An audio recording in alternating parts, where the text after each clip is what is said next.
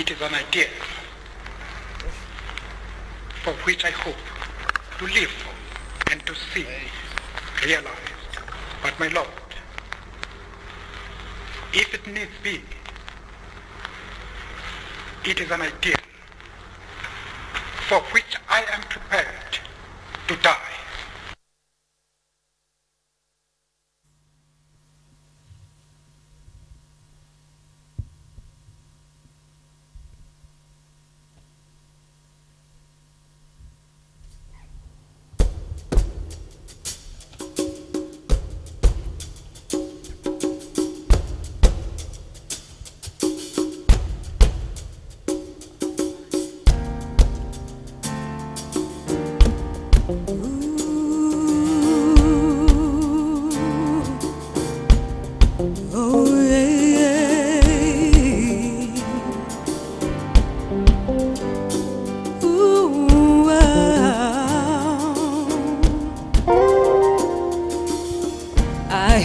Say your name. I know you live in me. That say viva, here's a legend that I'd smile and my mind would fly. Every day of my life watching you. This is Dibubona ubeleba dinjena njenguwe Viva, you are a legend. Hey, la la la la la la la. Viva the legend. You're a legend.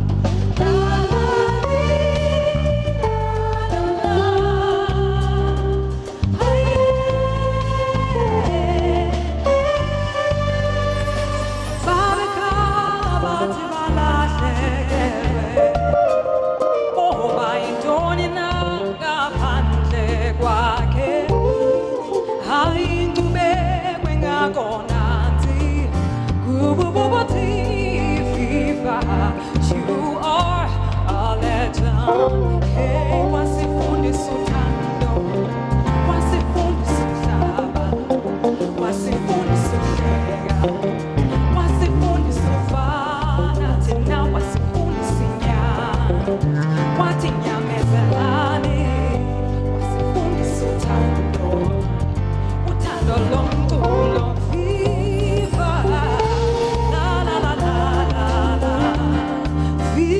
The legend.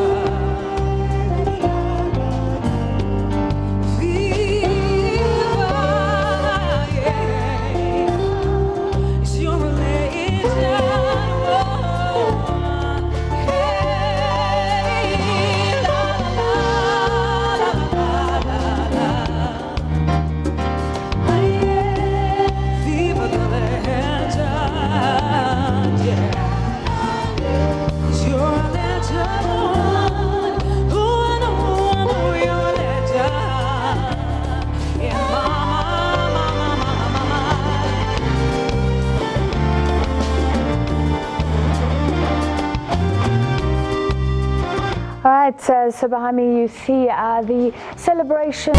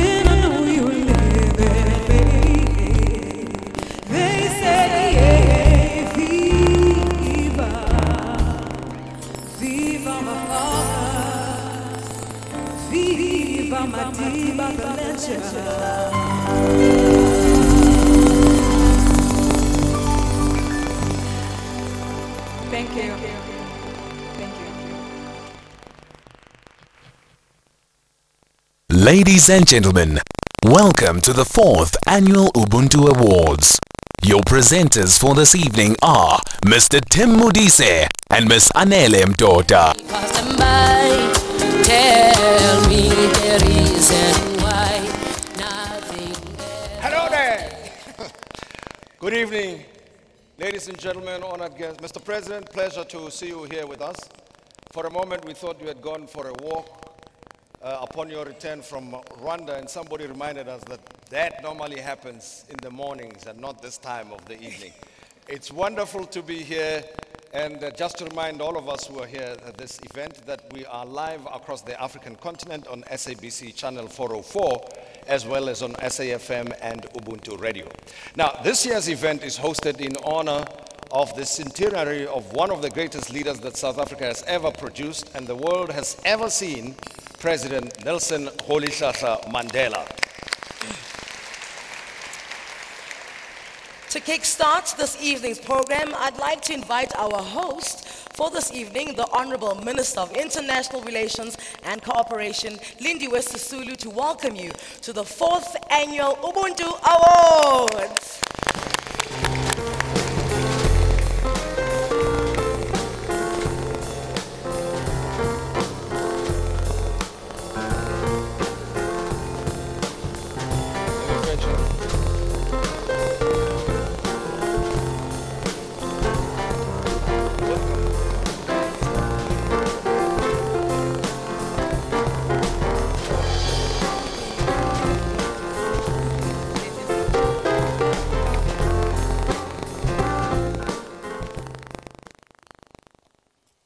Honorable President Cyril Ramaphosa, Honorable Ministers here present, and I recognize Minister Nkosazana Dlamini Zuma and Minister Pando and any other who may not be within my sight, and Deputy Ministers here present, honorees of the Ubuntu Award, His Excellency the Dean of the Diplomatic Corps, Ambassador Mpoko, Your Excellencies, Ambassadors, High Commissioners, members of the Diplomatic Corps, captains of industry, our sponsors, ladies and gentlemen.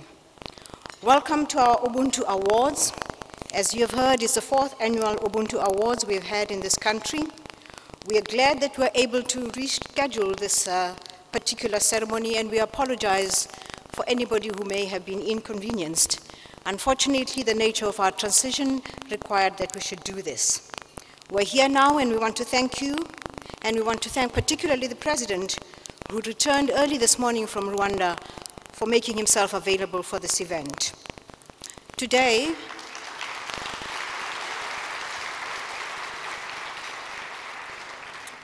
we celebrate excellence in humanitarian work, especially that humanitarian work that puts South Africa in good light. We celebrate South Africa's inner essence, Ubuntu Botu. Mr. President, we have gathered all of these people here who in their daily lives are ready to give, ready to be of service, ready to make the world a better place. Mr. President, those people that we're honoring are citizens who answered your call before you even coined it, Tumamina. We dedicate these awards to our icon, Nelson Mandela, the epitome of all that we hold dear, love, commitment to country and humanity above all. We are very excited, Mr. President, to be here. It's a very exciting period in our history, a period filled with possibilities. You will no doubt remember, Mr. President, the well-publicized letter that Madiba wrote to our Protea star, Makayantini, in December 2009, when he said, and I quote, "Everyone can rise above their circumstances and achieve success if they're dedicated to and passionate about what they do," close quote. Today, Mr. President, we will be honoring those passionate, dedicated people who have made a difference in the lives of others. I call on all of you here in this ceremony and at home watching us to sit back and enjoy as we celebrate those whose passion has made an impact on our lives and on the continent and in the world. Let those we honor today be an inspiration to all of us. The great Greek philosopher Aristotle has this to say, and I quote, "Excellence is an art won by training and habituation. We do not act rightly because we have virtue or excellence, but rather we have those because we have acted rightly. We have that repeatedly, and excellence then is not an act of habit, it is an act of doing the right thing all the time." Let us celebrate ourselves as a nation because we have come a long way and we have achieved much. Mr. President, welcome to our awards and welcome to everybody, and thank you for coming.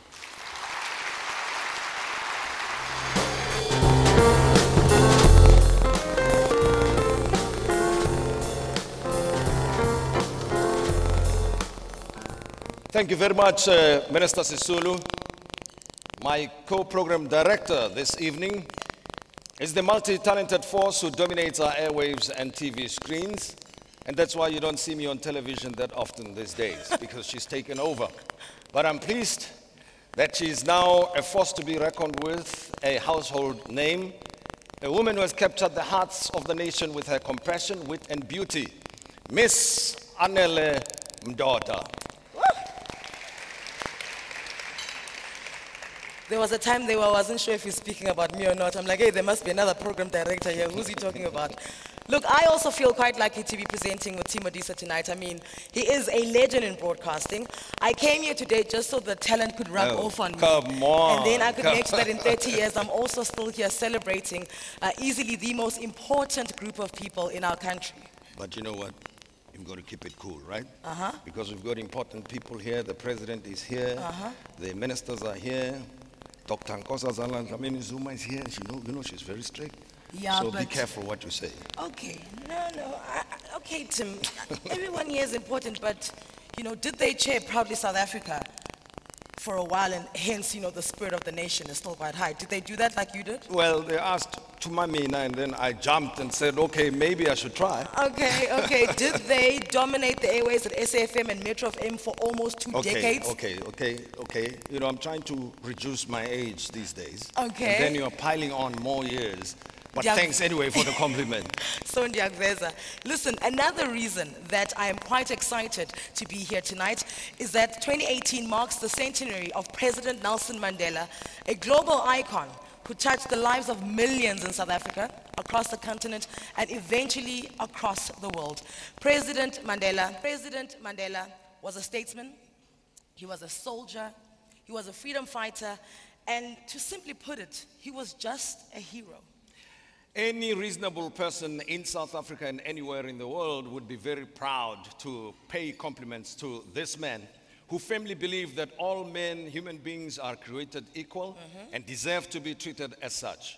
And when faced with the inequality and injustices that were the hallmark of the brutal system of apartheid, he dedicated his entire life fighting for the rights of the oppressed and often the forgotten masses of our country. He was fearless in his pursuit of justice, and eventually, as we all know, he and his comrades in the struggle triumphed.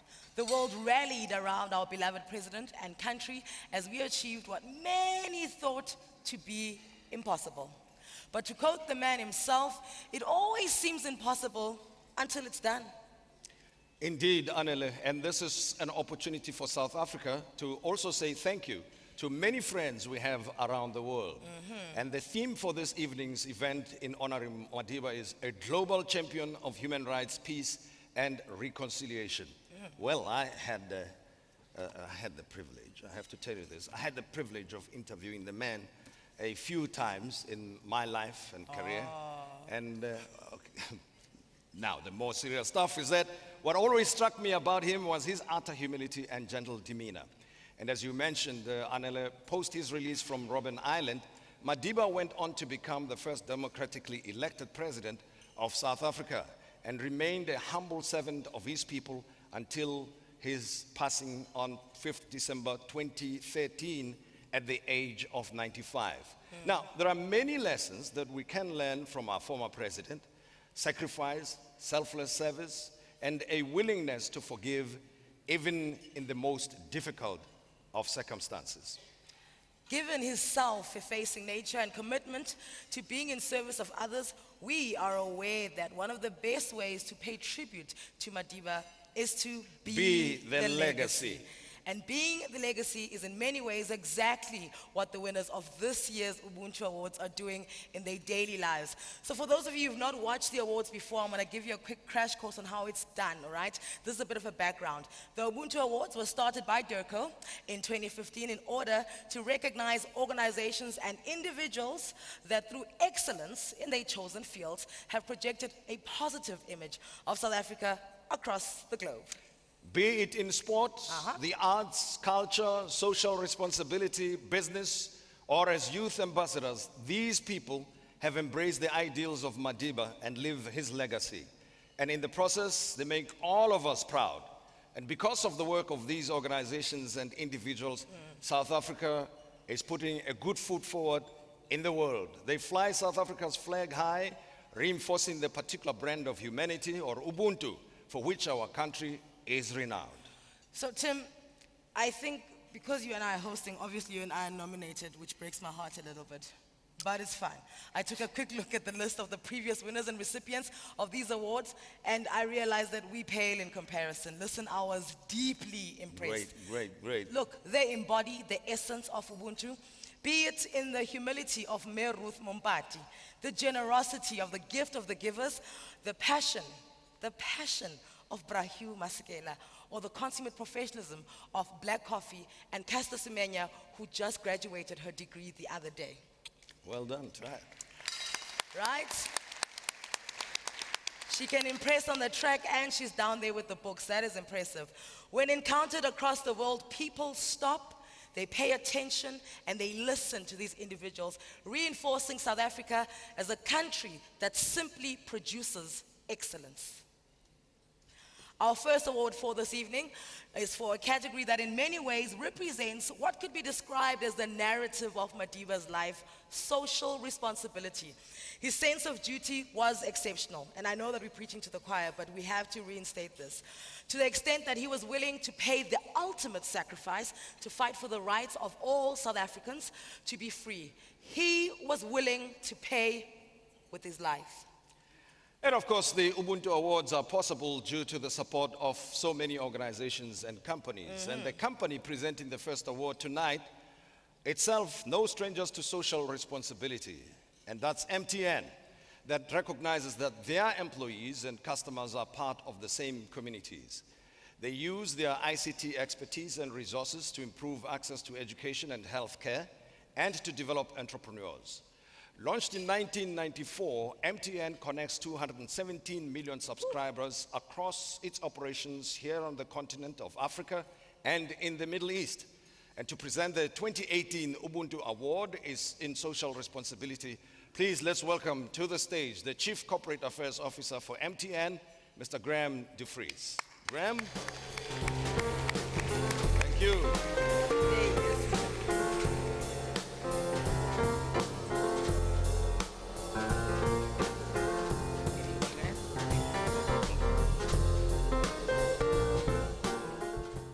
Thank you, ladies and gentlemen.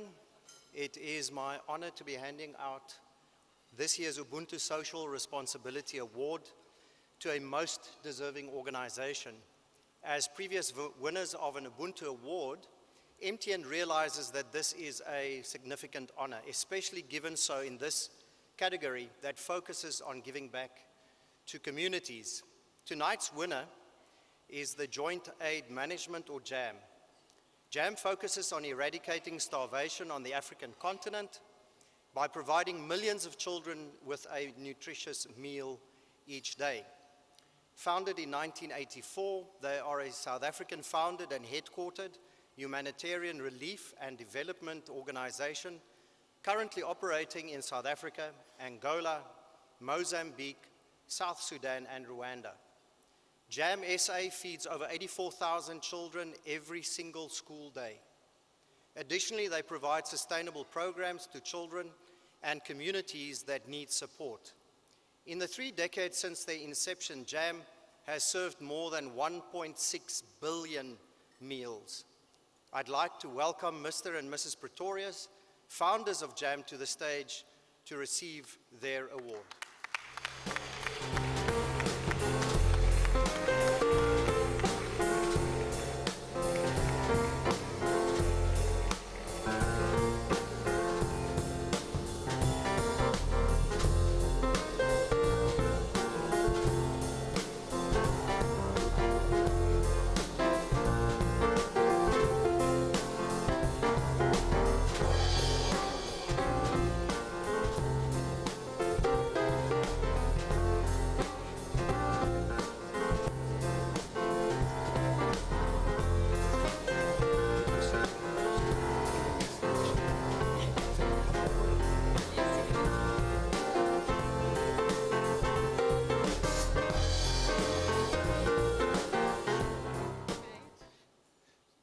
Ladies and gentlemen, Honorable Mr. President, ministers, deputy ministers, and fellow awardees, all protocol observed. I stand here today emotional, somewhat overwhelmed, and proud. My pride is because I am an African who has been given the humbling responsibility by God to serve our people, something I count as an absolute privilege. Yet you have seen fit to award me, my co-founder and wife, Anne Pretorius, and our hundreds of dedicated staff across the continent with this most prestigious award. I'm overwhelmed by the magnitude of needs not yet met. Our continent is a place of beauty, our people rich in culture and values, and yet each and every day our children die as a result of the greatest injustice of our time, the simple lack of food and water. I'm emotional because this award reminds me of the countless sacrifices made by my wife and I and our family, our team, working tirelessly to expose the needs of the people, to raise the support to save and change their lives, and ensure that we deliver the best service that we can.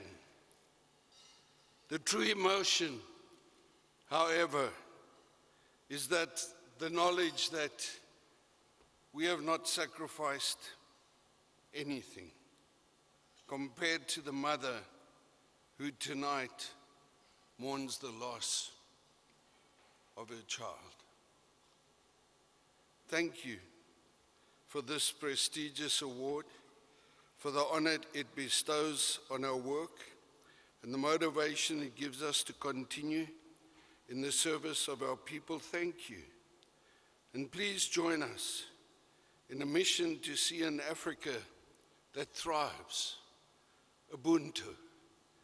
We are so privileged to be a part of this country, our wonderful South Africa.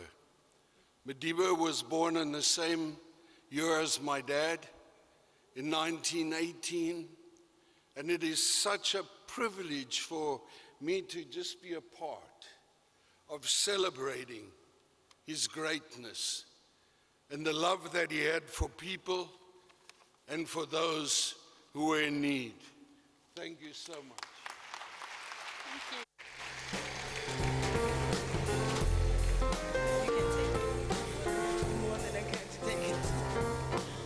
Well, these are our ambassadors across the continent, ladies and gentlemen, and they've got heart, and we appreciate Mr. and Mrs. Pretorius for a job well done, and continue. May God continue to give you strength. Now, I think it's amazing that JAM has won this award in the year when we celebrate Madiba's centenary, and we're all aware of how much the old man loved children. Yes. Oh. And having spent 27 years in jail, Madiba did not get the opportunity to see his children grow up.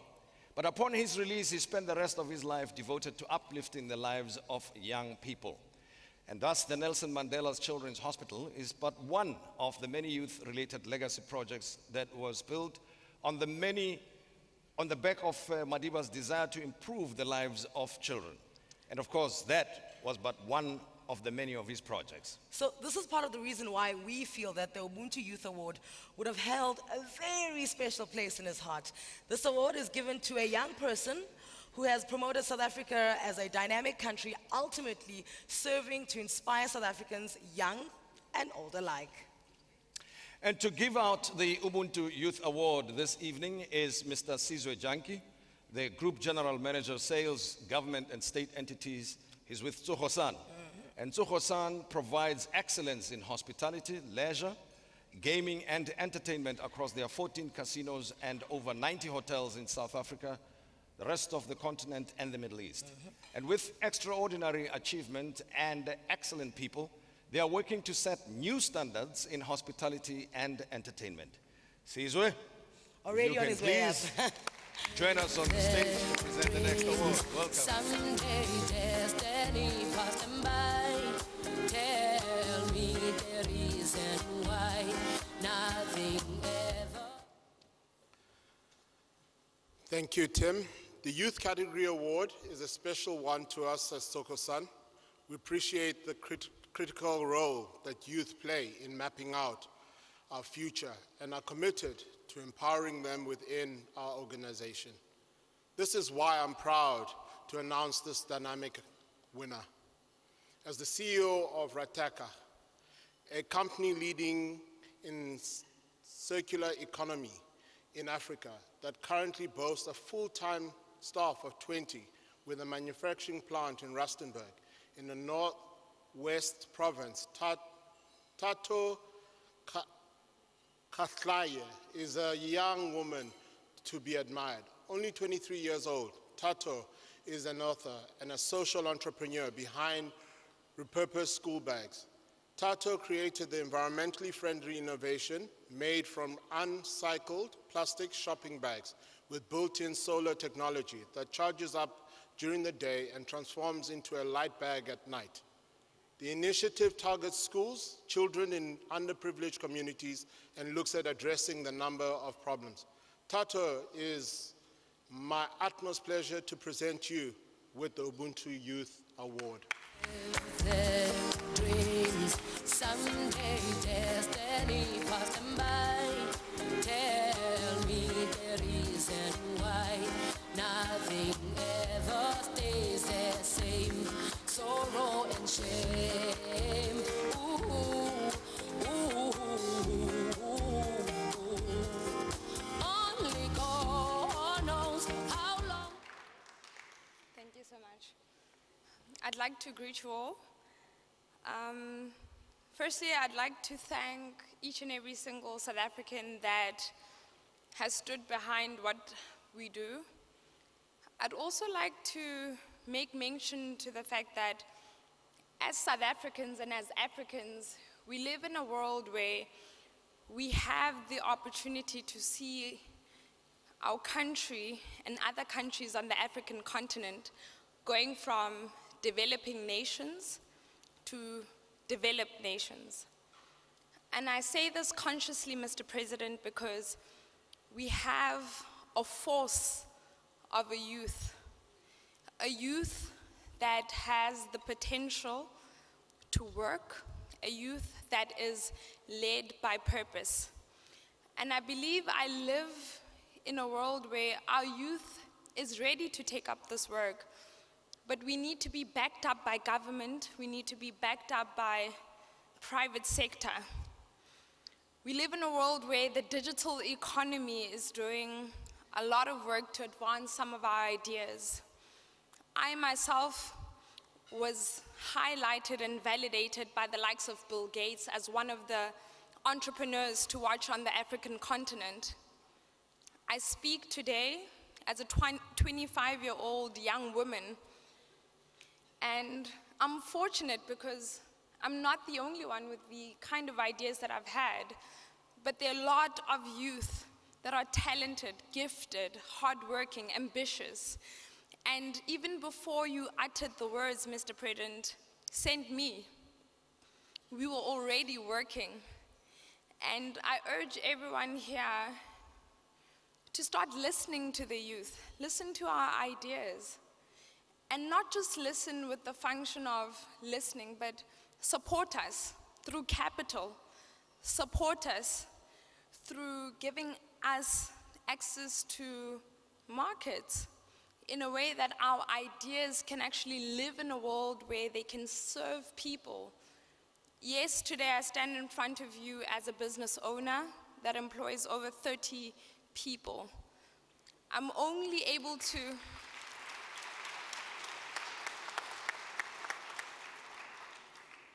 I'm truly only able to do that because I was able to speak to people that were able to listen to what I was trying to do.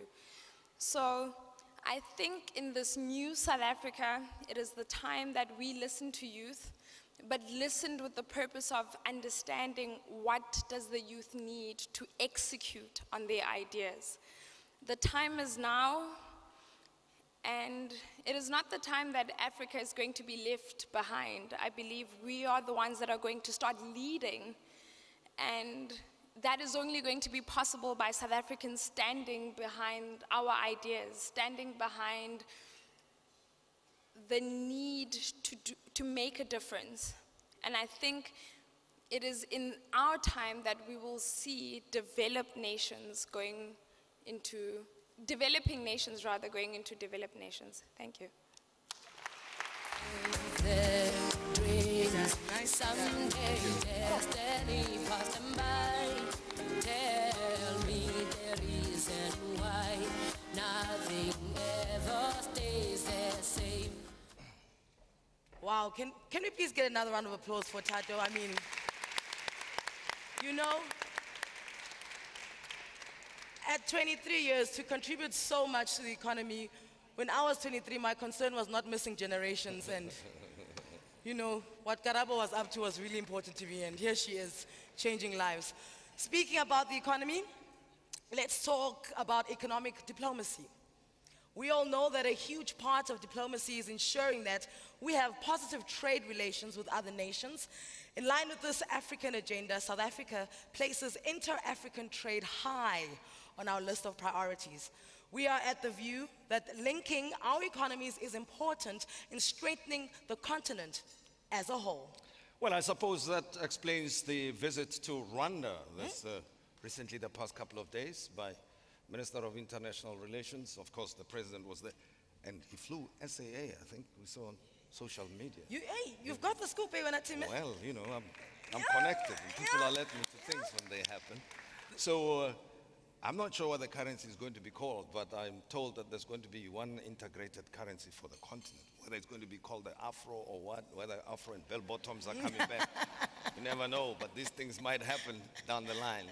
And of course, when we talk about the continental impact of South African business, we are not just talking about mere rands and cents. And the recipients of this award have invested in social responsibility, in good governance, in innovation and job creation in the countries within which they operate. A company that knows all about working across the borders is Grammy Aircon. Grammy are global leaders in air conditioners, developing some of the most advanced commercial and residential air conditioners in the world. It is my pleasure to welcome onto the stage the owner of Grammy Aircon Products SA, and I'm really holding myself back from doing a vuvuzela sound, but I'm just going to go ahead and introduce her. Ms. Ria Lidwaba, please come out and hand out the Ubuntu Economic Diplomacy Award for Business Operating in Africa.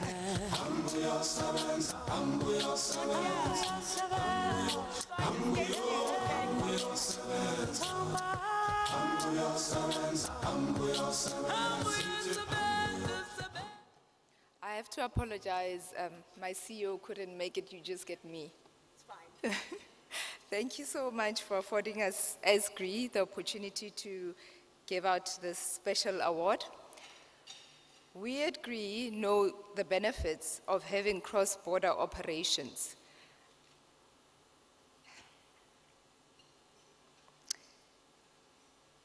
And therefore have the utmost respect for the company that has won this year's Ubuntu Economic Diplomacy Africa Award.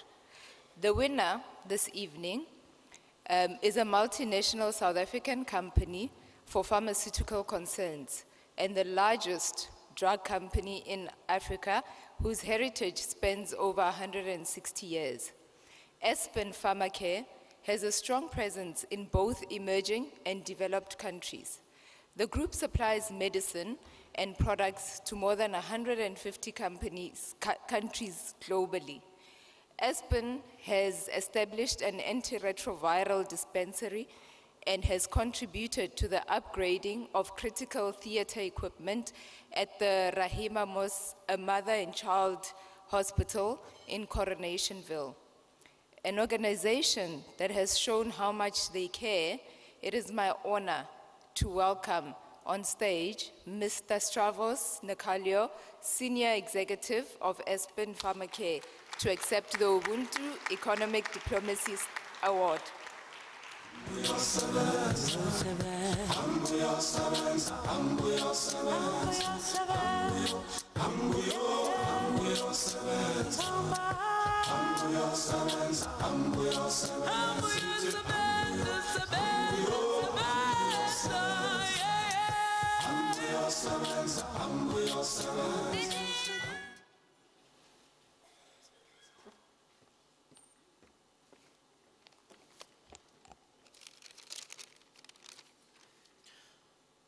Honorable President Ramaphosa, Honorable Minister Sisulu, Honorable Ministers present here this evening, Excellencies, Ambassadors and High Commissioners, members of the media, distinguished ladies and gentlemen. It is indeed a great honor and privilege to accept this auspicious award on behalf of many thousands of committed Aspen colleagues who wake up every morning in all parts of the world with a singular objective of improving patients' lives. Equally, we accept this award with the greatest humility and absolute regard for the multiple stakeholders, many of whom have assisted us in now becoming South Africa's most globalized company. A company with an active presence in over 75 geographies globally. It is important, distinguished ladies and gentlemen, as we celebrate Madiba's centenary and embrace the spirit, South African spirit of Ubuntu, that we should never doubt our abilities as a nation. We can achieve excellence, and we will continue to do so every day of the year. Like many in the room this evening, Aspen and its founder, Stephen Saad, who cannot be here this evening, are born frees. I don't mean born frees in age, in case of Stephen, but certainly in Aspen's case, we are born frees. We were born post the Mandela era, post-1994. And ladies and gentlemen, who would have expected that a small Durban-based startup pharma company operating from a two-bedroom house on the Berea 20 years later would be the world's largest supplier of anesthetics outside of the United States and the world's second largest supplier of injectable anticoagulants, both highly complex and cutting-edge technologies. Who said South Africans cannot do it?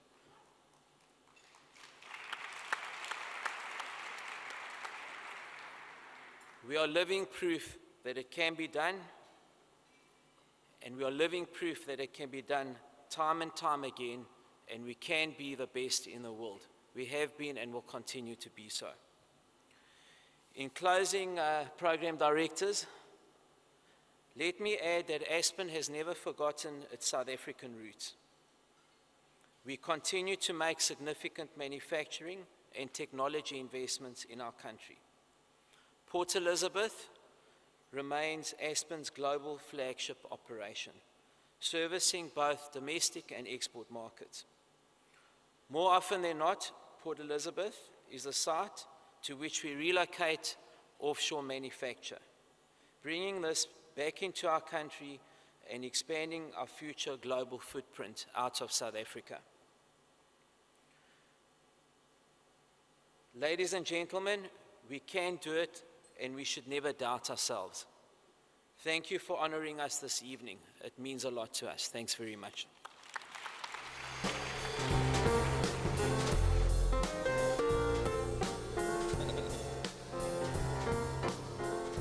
Now, that is an organization that I've always admired.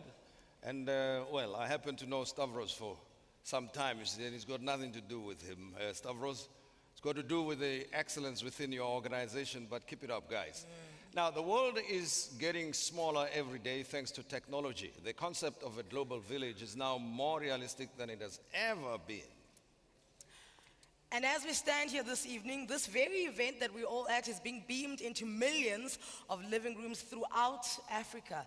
With the click of a button, we can interact with people from all different walks of life.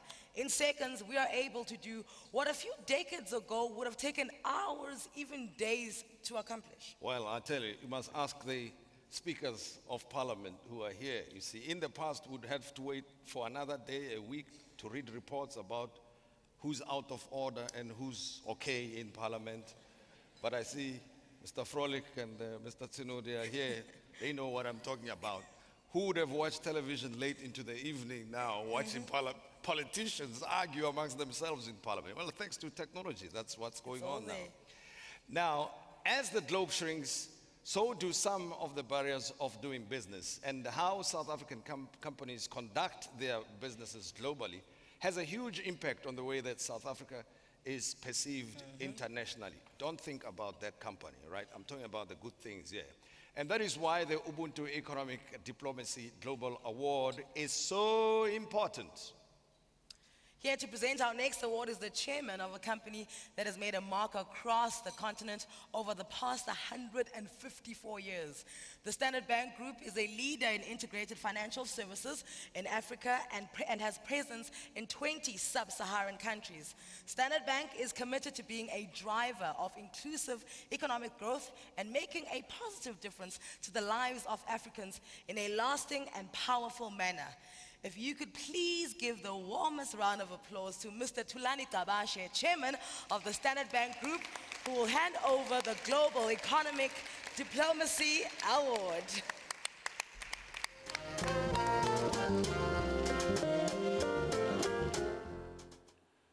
Of course, he's not a diplomat for nothing, and his company are not involved in the global diplomacy for nothing. And for that reason, he said, you know, respectfully, please say a few kind words about the recipients tonight. And we all know that health is indeed wealth, and the strength of a nation lies in the health of its people. Now, another company established in 1845 is Old Mutual, which is an international investment, savings, insurance, and banking group. Old Mutual is one of the largest and trusted financial services providers in Southern Africa and continues to expand into Africa and beyond. Old Mutual participates in the United Nations Global Compact and is on the Johannesburg Stock Exchange Socially Responsible Investment Index. With such a proud history of giving back to their country and continent, it is our pleasure to welcome Mr. Joel Baepi, Director, Governance, Regulatory and Corporate Affairs, to come to the stage and receive this award.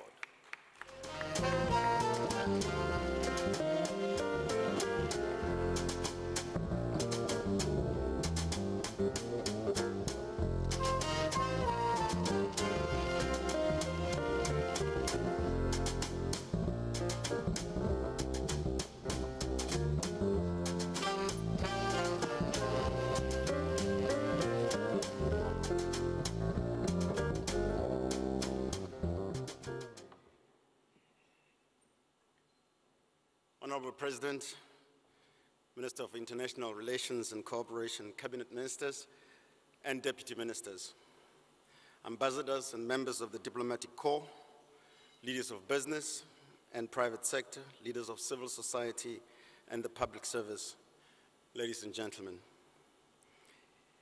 I here represent Old Mutual, its board, executives, and thousands of colleagues who every day do great things to change the lives of our people across the continent. And I'm exceptionally delighted and proud to accept this prestigious award on behalf of the organization. As Old Mutual, we consider this award particularly a deep honor, as the values it recognizes are values that lie very close to the heart of our organization and our people: integrity, passion, peace, and reconciliation.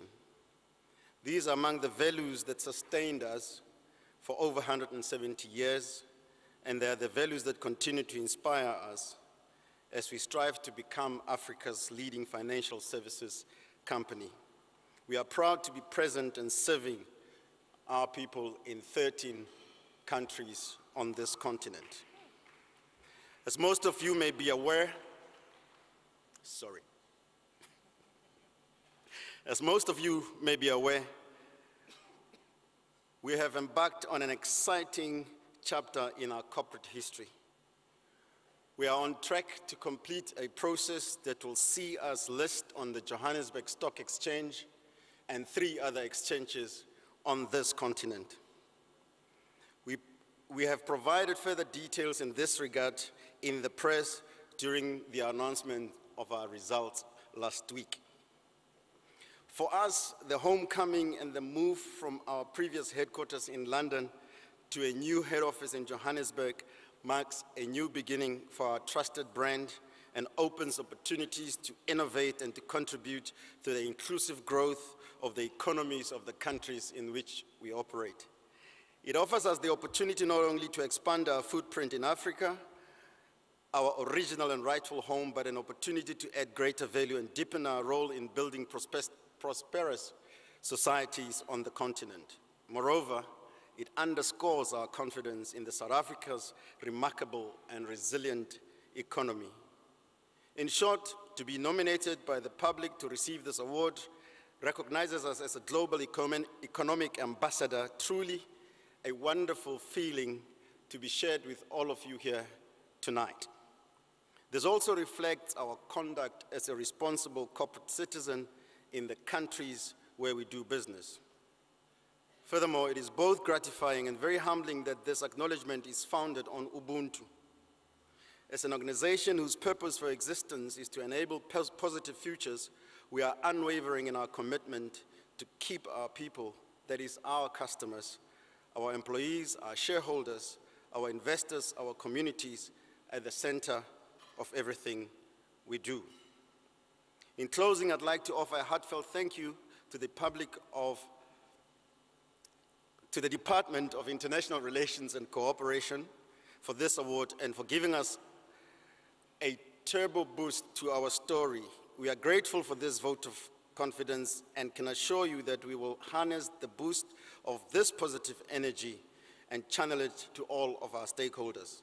As Old Mutual returns home, we promise to continue to do great things for our country, our continent, and our people. Thank you.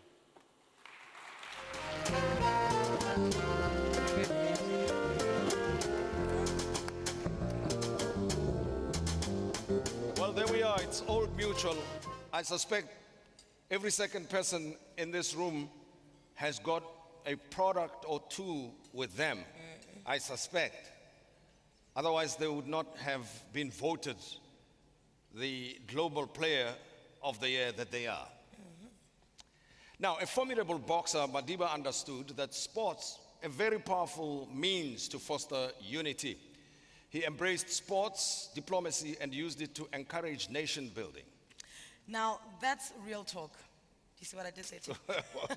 I've been asking, you know, I'm told that you invite people quietly, but in my case, I had to wait until I'm here to ask for an invitation on your show because I'm told hundreds and thousands of people watch it all the time, but you know, what can we say? It's like the airport. I know the queue is long. Like backstage. I accept the queue is long. All right. Sorry.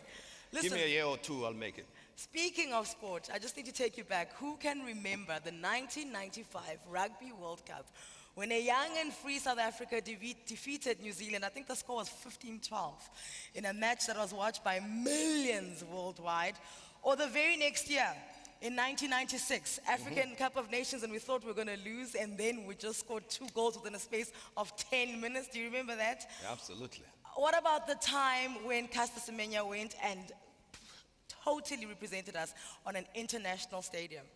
South Africa winning the 2010 bid to host the World Cup, and I know you were part of that process. Yes. It was a great time for South Africa. A whole lot of, and people were talking about, he's here. Philip is here. Philip is here. Philip was there then. Listen, Philip was here, Madiba magic was real, and it was so amazing for all of us to be part of that. I know the month afterwards, we just had like a hangover about it for that World Cup moment. And this is what gets us into the Ubuntu Sports Diplomacy Award. Absolutely, a fascinating time for South Africa to host the world, and thus we are very highly regarded around the world, and we appreciate the friendship that South Africa has been able to make over the years. Now, to present our next award, we have Jaguar Land Rover South Africa. And the brand boasts sports sedans such as the XE and XF. And I'll tell you why I'm the one who's explaining this to you. She would have charged some money for that, you see, to say what I'm going to say. I said, you know, in the spirit of Ubuntu, I will just say it this way. No, it's because I don't know my alphabet. Well, the ultra-luxurious Jaguar XJ, the F-Type sports car, and the F-Pace, and Jaguar's first SUV with sports car handling and class-leading practicality. And without further ado, we would like to welcome Beauty Luti, the corporate sales manager, Jaguar Land Rover South Africa, I beg your pardon, Jaguar Land Rover Africa, to come to the stage and to present the next award.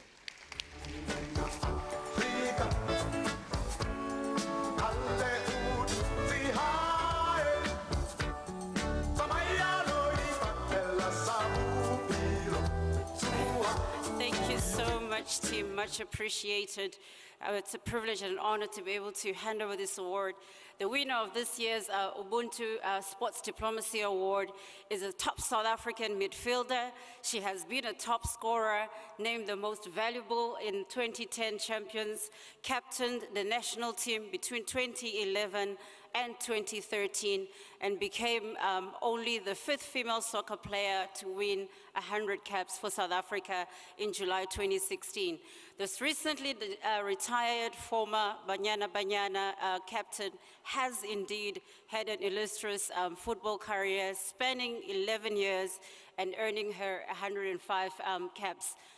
Raised in the rural land of Harding in KwaZulu-Natal, this amazing soccer player grew up to also represent South Africa at the 2016 Olympic Games in Rio.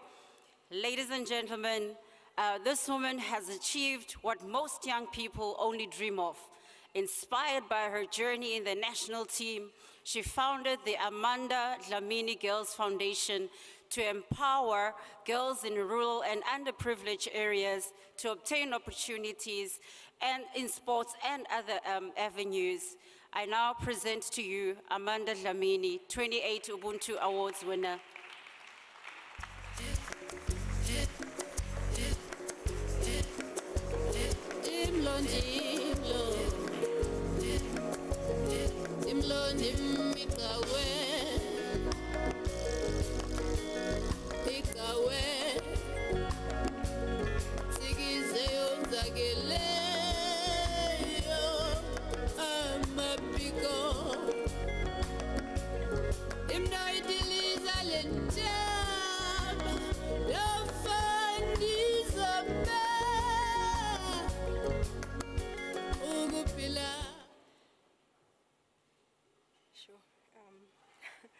Mr. President, Mam Sisulu, honorable ministers, guests, good evening.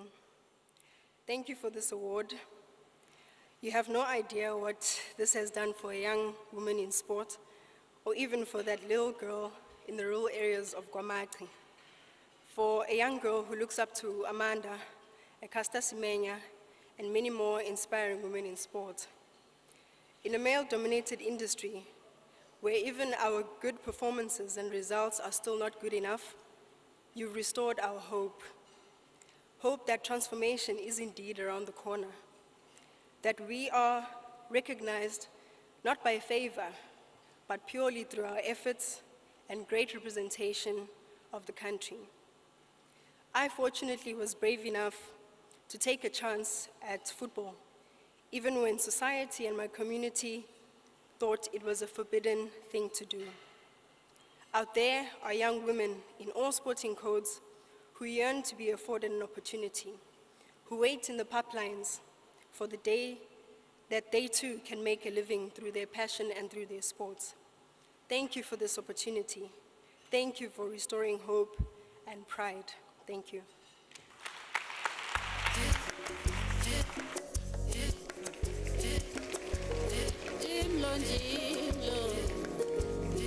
Well, you know, given the difficulties within the Bafana camp, I had a story that she was being considered to maybe join Bafana and shake things up a little bit. Somebody to score goals then. And restore some dignity to what we see happening now, but they seem to be on the right path. But I'm sure that by now you're all aware that there are several kinds of diplomacy. Earlier on this evening, we spoke about economic diplomacy and have just handed out an award to a Master of Sports Diplomacy, Amanda Dlamini. I'm sort of trying to put in a word that maybe she should be considered in that other setup. Now, in a few minutes, we'll be handing out the awards for cultural diplomacy, but there is another kind of diplomacy that we've yet to touch on, which encompasses the above and more.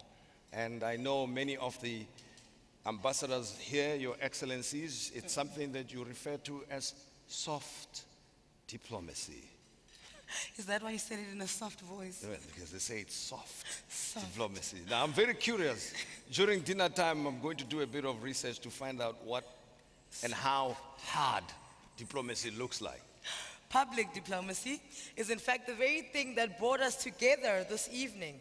It is a form of diplomacy that utilizes communication through various platforms to influence, promote, and establish dialogue between nations and individuals. Let's find out more. Cue video. Integrity, passion, professionalism, patriotism. Ubuntu. The philosophy of Ubuntu means humanity. It is reflected in the idea that we affirm our humanity when we affirm the humanity of others. South Africa's unique approach to global issues has found expression in the concept of Ubuntu and informs our particular approach to diplomacy and shapes our vision of a better world for all. Ubuntu magazine spreads South Africa's foreign policy message quarterly around the world. Its footprint extends across the globe through South Africa's embassies abroad, libraries, think tanks, research institutions, domestic, international, and VIP lounges at all South Africa's major airports. A first for South Africa and Africa. Since its launch in 2013, South Africa's first 24-hour online radio station has been setting in motion dialogue on South Africa's foreign policy. Follow the award-winning station on Twitter and listen live on www.ubunturadio.com. The Ubuntu Awards is yet another platform that the Department of International Relations and Cooperation has created to promote South Africa. These awards bring together 800 of the country's most influential people to recognize and celebrate the organization and the individuals who have distinguished themselves as true South African ambassadors. Ubuntu Magazine, Ubuntu Radio, Ubuntu Awards. South Africa's public diplomacy in action. Brought to you by the Department of International Relations and Cooperation.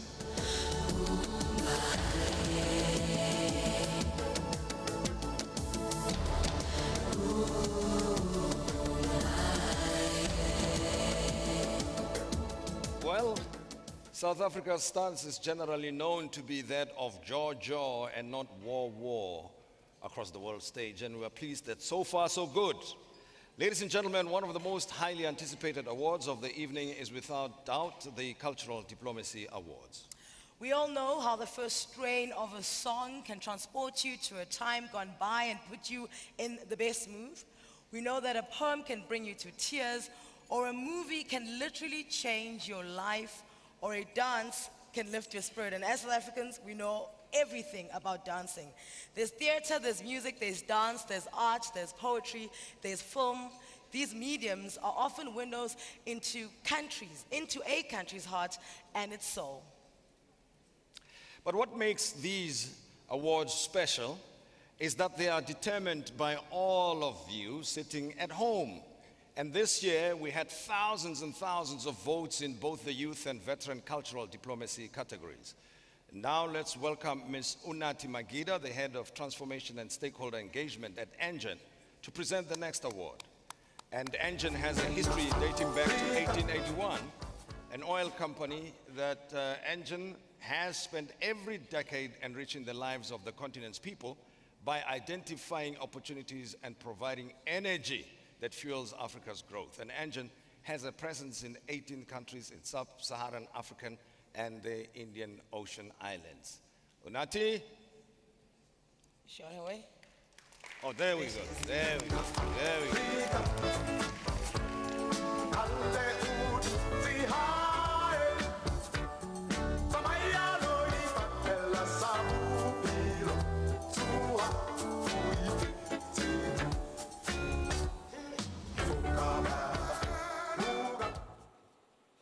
Well, thank you so much, team.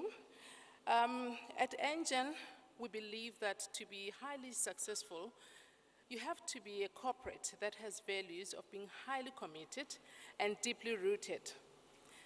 And there can be no other winner that possesses both these qualities than the one that I'm going to announce tonight. Tonight's winner is a culinary force to be reckoned with. She's the first African culinary star to have a global reach and influence over 130 countries worldwide. And I'm talking Africa, US, the UK, Europe, UAE, Asia, Australia. And through her show with Food Network, Siba's Table. Ms. Siba Mtongana continues to break industry barriers through her passion for food and for people.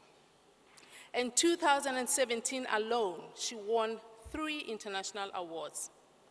Siba is passionate about contributing to further research and development in world food industries and has worked with global causes, including Rise Against Hunger as a global impact ambassador to raise awareness on issues of world hunger. Siba, can you please come up on stage and receive your award?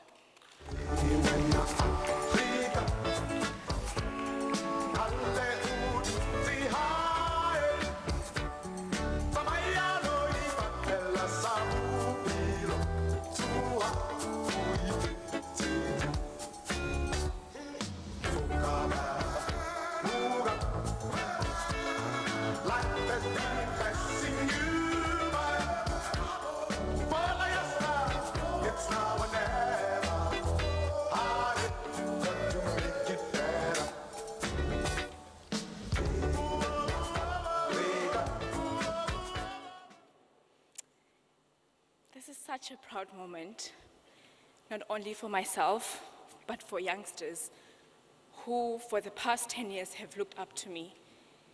Before I proceed, I'd like to honor the Honorable President Cyril Ramaphosa. Such a pleasure to be in your presence. Minister Lindiwe Sisulu for hosting us. Ministers who have graced us and deputy ministers, delegates, former people, nominees whom were selected by the public, and also everybody who is here today. I'm super happy. I am completely happy to be a recipient of these awards. It's beautiful to be recognized outside of our country. As the person introducing me said, I've won 3 international awards, but there's no greater honor than to be honored at home, specifically at the level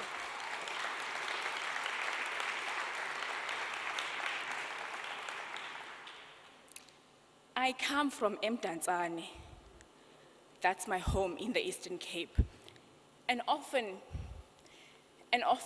when I travel abroad and I travel overseas, it becomes a mystery that a young girl from Tanzania can have so much influence.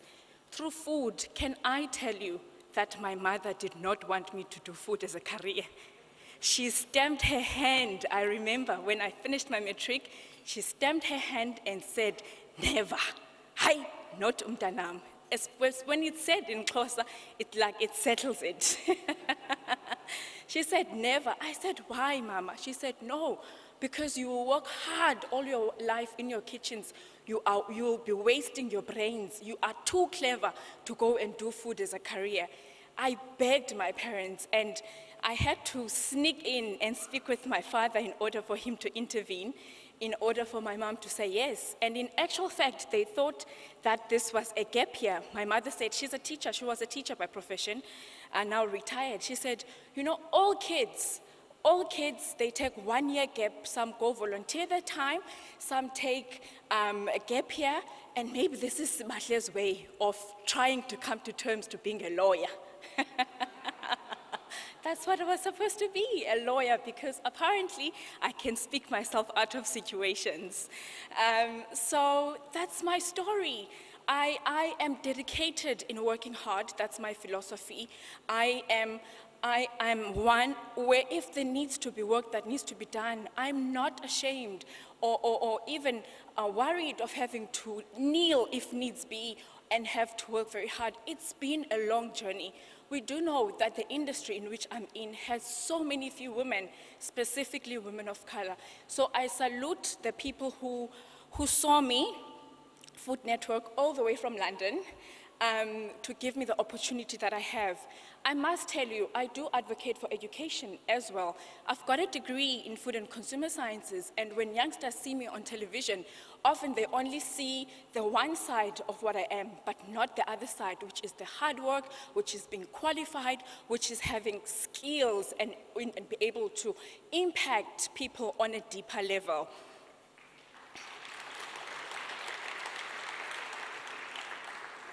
I would honestly like to thank God for the opportunities that I've had.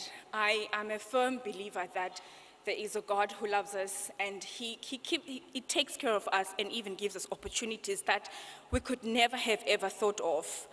I would also like to thank our president and our former president, Nelson Mandela, our late former president, Nelson Mandela, who, with everybody who fought in the struggle for us so that we as young women can one day stand in this. And this is the story I tell the world, that there were people ahead of us who stood and would never be able to even experience what we're able to experience today, and it is because of the fights of the past that I'm able to stand and show the world what Africa and South Africa is made out of. I really believe we are no longer just consumers or people who are there to get help, but we are contributors. We are people who have so much to give for the world. Our continent, Africa, speaks of that. If you think of the minerals that we have, if you think of, I sometimes get so frustrated to think that if Africa were to stop supplying cocoa, raw cocoa, to the world, there will never be chocolate for Europe to make. We would not have chocolate for Europe to make. Same thing as coffee and many other things. So I am super grateful for all that our country, the men and women who stood before us, who gave us such an opportunity. Thank you so much for this award. Thank you.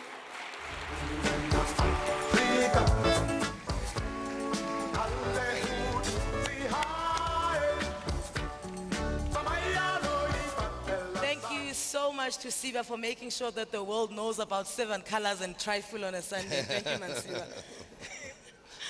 Ladies and gentlemen, we had the honor of handing out the first ever Veteran Ubuntu Award in Cultural Diplomacy to a true visionary, a freedom fighter, and a multi-talented musician, a man devoted to justice and the upliftment of the people of Africa. After producing over 40 albums, spending 30 years in exile and working with countless artists, Brahiu Masekela, affectionately known as the father of South African jazz, passed on the 23rd of January 2018.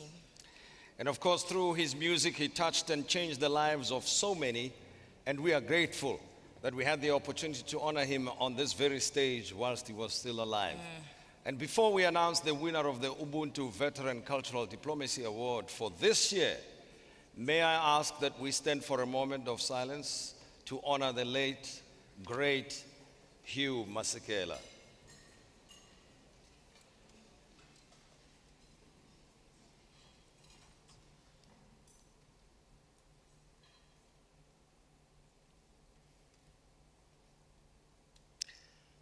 Thank you very much, ladies and gentlemen. Thank you. We'd like to welcome on the stage Ambassador Takalani Nechitenze, Chief Officer for Corporate Affairs in the Vodacom Group. Through the Vodacom Foundation, the company continues to be a pioneer of socioeconomic transformation through the use of ICTs in education, health, and gender-based violence. The Vodacom Foundation spends over 100 million rands a year in the communities in which Vodacom operates through collaboration with government, civil society, and other business partners. Ambassador, please take the stage.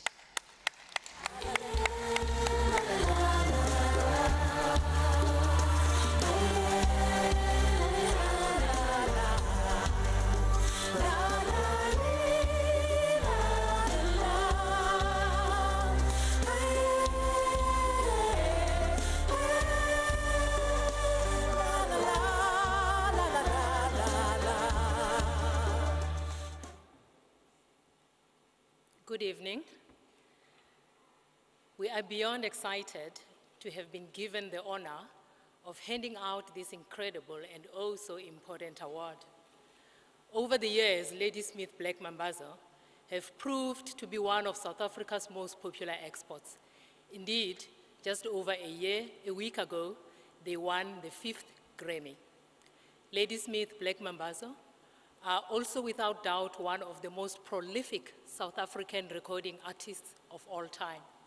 The group was formed almost 60 years ago and have gone on to perform on the most prestigious stages and have collaborated with highly distinguished international artists such as Stevie Wonder, Paul Simon, Dolly Parton, and Josh Groban. Singing in the vocal styles of the isicathamiya and mbube, they have taken their unique and inspiring sound across the globe with songs that speak of peace, love, injustice, and poverty. The group has been instrumental in exposing millions across the world to the beautiful sounds of South Africa. Ladysmith Black Mambazo is currently on tour and so could not join us this evening. Thankfully, they were able to send Mr. Russell Mthembu and Xolani Majosi to receive the award. However, not wanting to miss this occasion, they have recorded a message for all of you here this evening.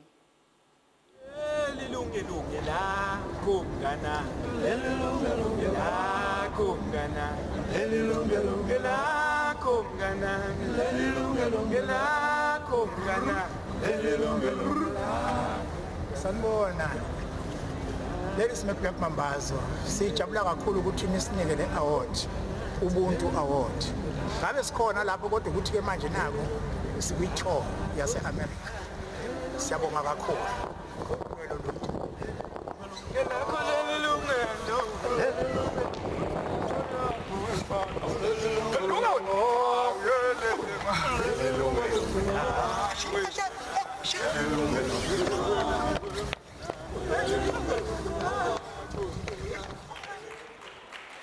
Well, they are frequent visitors to the Grammy Awards, 5 times. Can you believe it?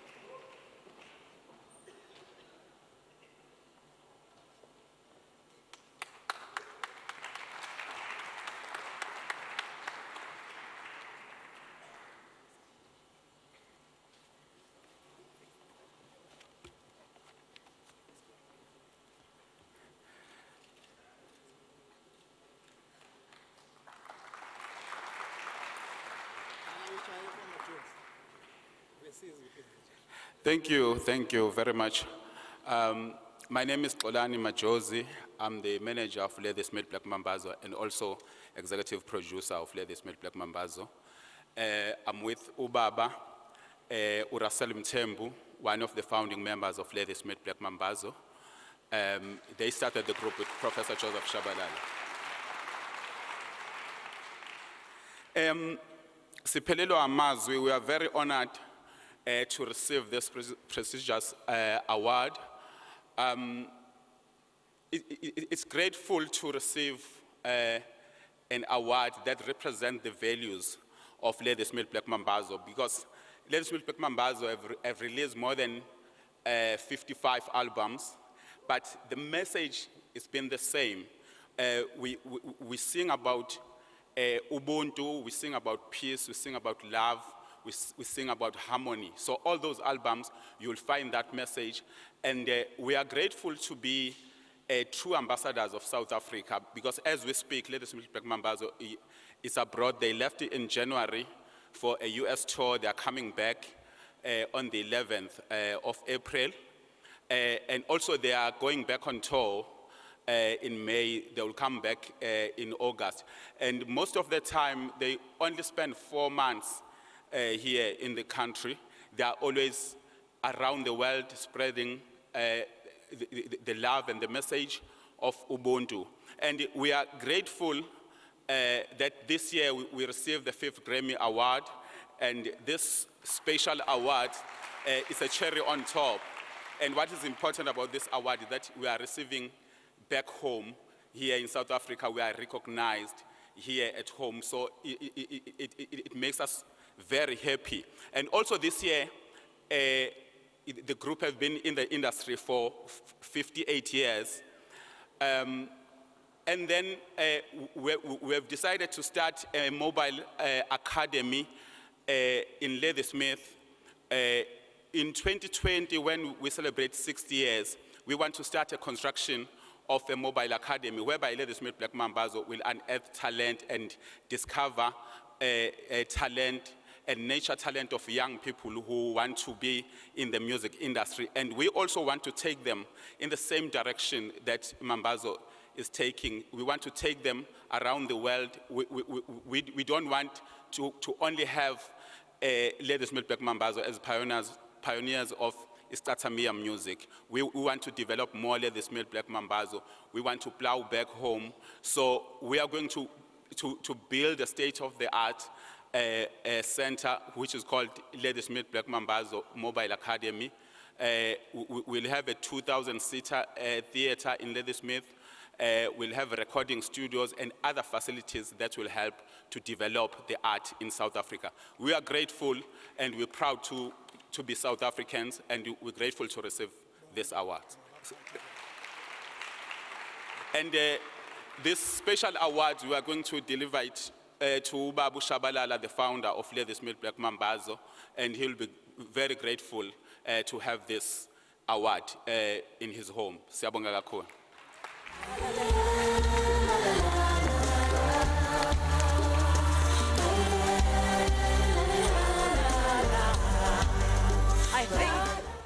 I think that is going to be a wonderful story to tell when they do open the Ladysmith Black Mambazo Academy in Ladysmith, because I feel if the entire world can flock to Graceland to learn about Elvis Presley, why can the entire world not flock to Ladysmith to learn about Ladysmith Black Mambazo? So we need to support that, and we need to tell the world about it. All right, it's time for us to enjoy dinner, but before we do that, I'd like to call on the stage a special songstress to come and serenade us. Speaking of music and keeping a purely South African sound that is recognized internationally, having recently burst onto the scene, she is fast becoming a household name across the country. Ladies and gentlemen, please help us in welcoming the diva that we all adore, Miss Amanda Black.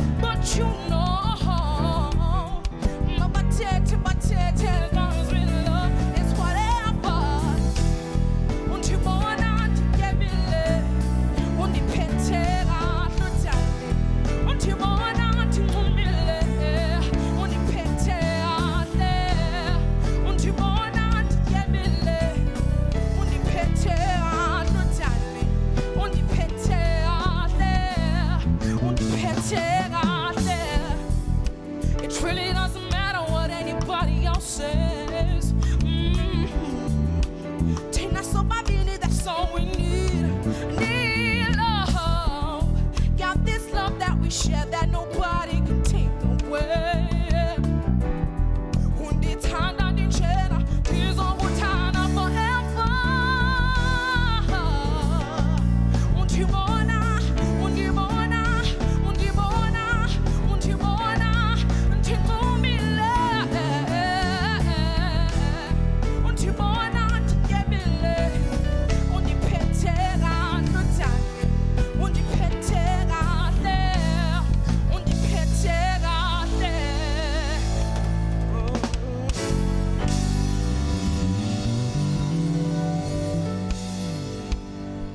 Good evening, everyone. My name is Amanda Black, and I'm so honored to be here. Thank you so much for having me.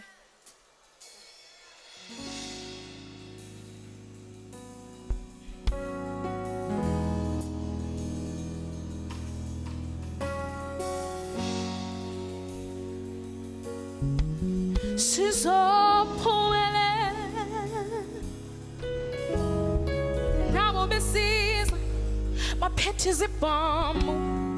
Matis yaboyik, matis obalek. I see it down. I see it down. Oh, sizo pumelena. Namo besis. My pet is a bomb. Matis yaboyik, matis obalek. I see it down. I see it down.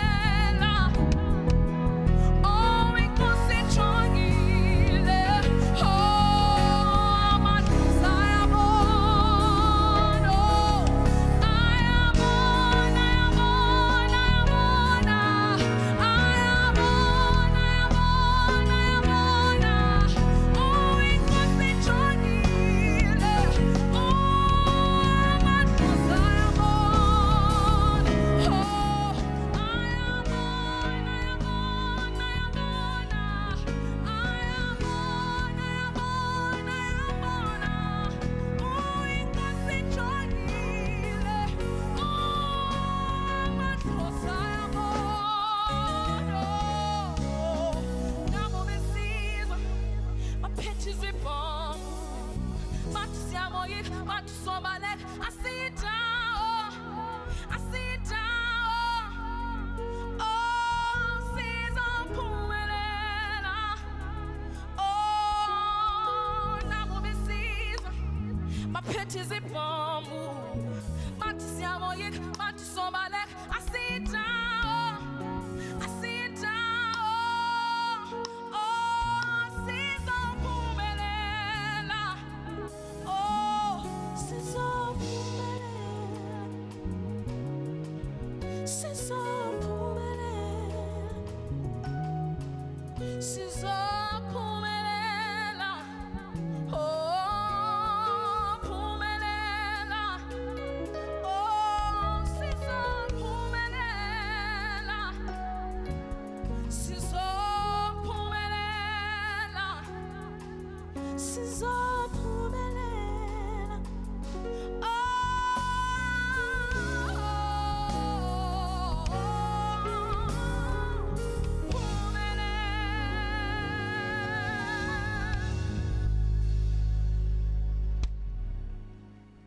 Thank you.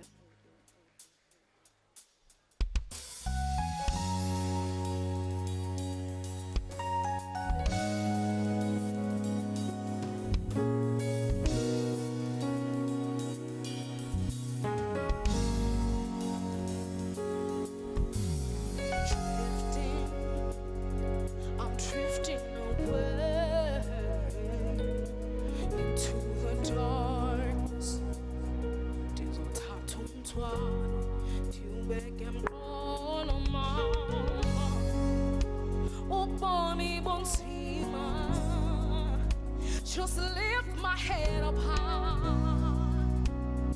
open my eyes, and I will fly. Oh, I'm barely coping, I'm feeling closed in, looking up, hoping the heavens will open.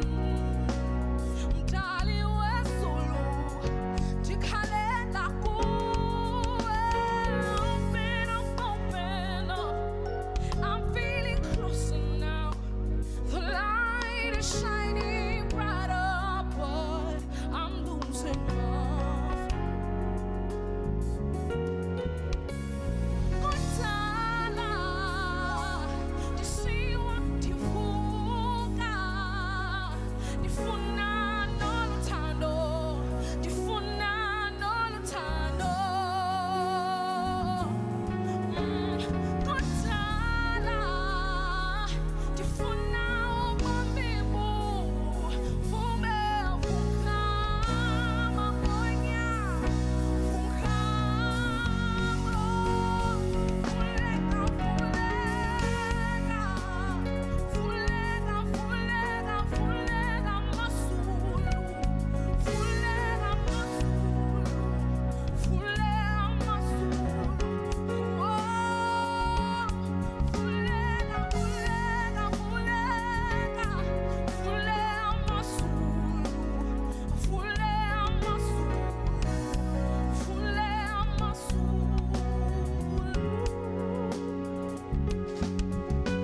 I'm giving, they taking, I'm tripping, I'm falling.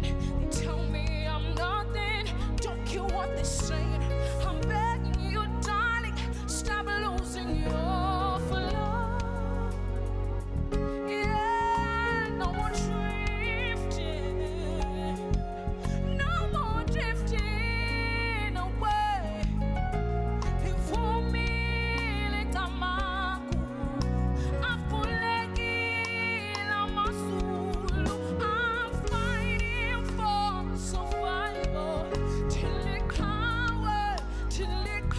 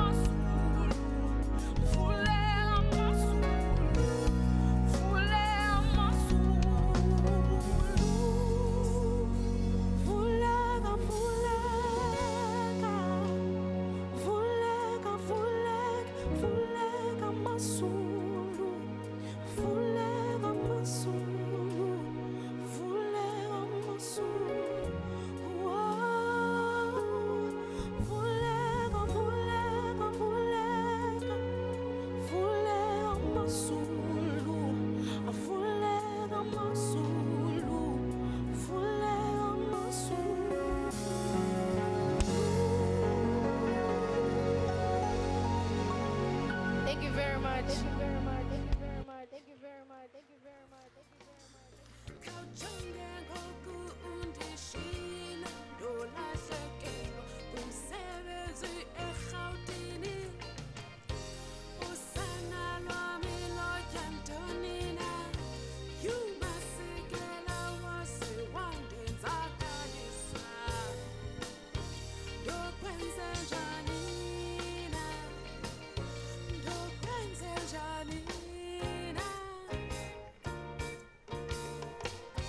Musuguni nasi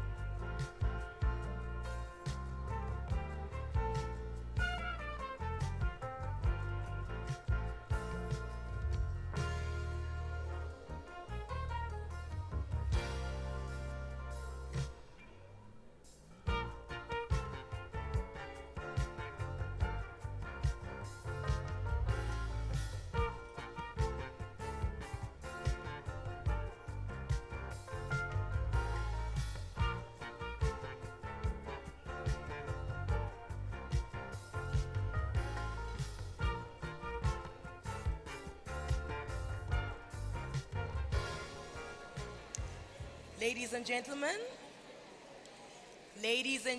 please can you take your seats so the second half of this evening proceedings can start. Thank you very much. All right, in February of this year, His Excellency President Cyril Ramaphosa became the 5th President of the Republic of South Africa.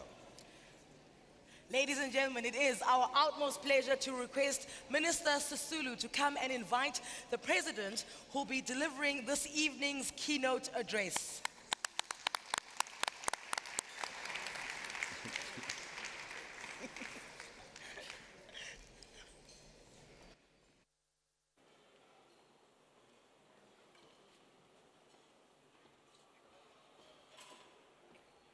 Thank you very much, Program Directors. It is indeed my privilege and honor to invite the President of the Republic of South Africa, Mr. Cyril Ramaphosa, to address us now. Mr. President, please.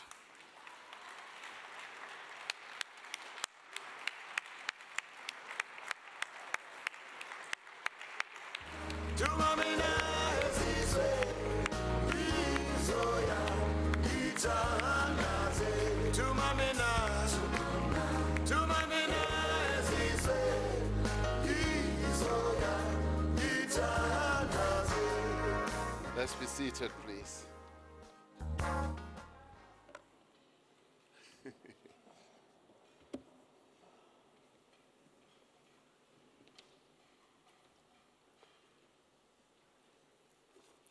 Tim, you left your papers here. Should I throw them away? That's the revolution left me behind.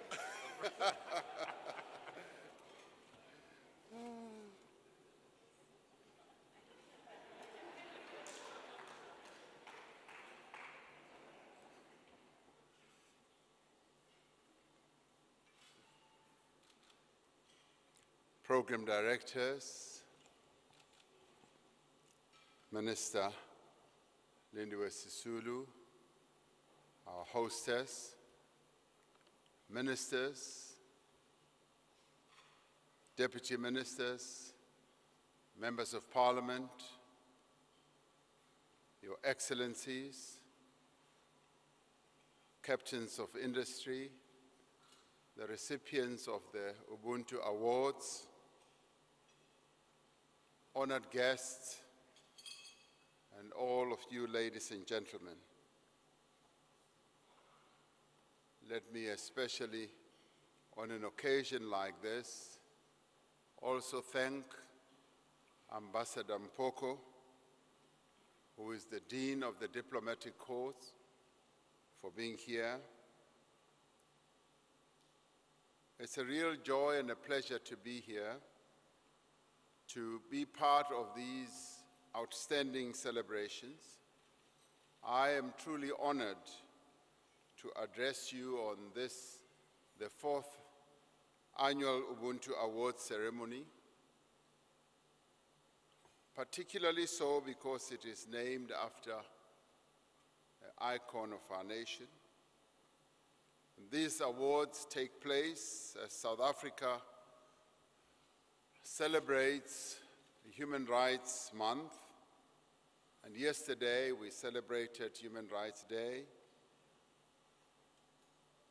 We celebrated it under the theme promoting and deepening human rights across society.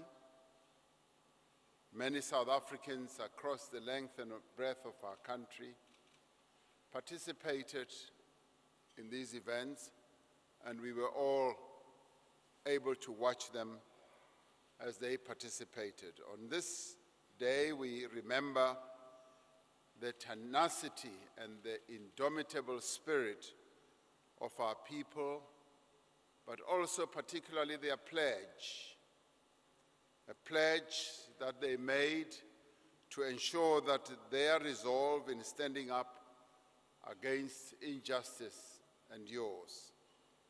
We commit ourselves never to repeat the mistakes that were committed by those who sought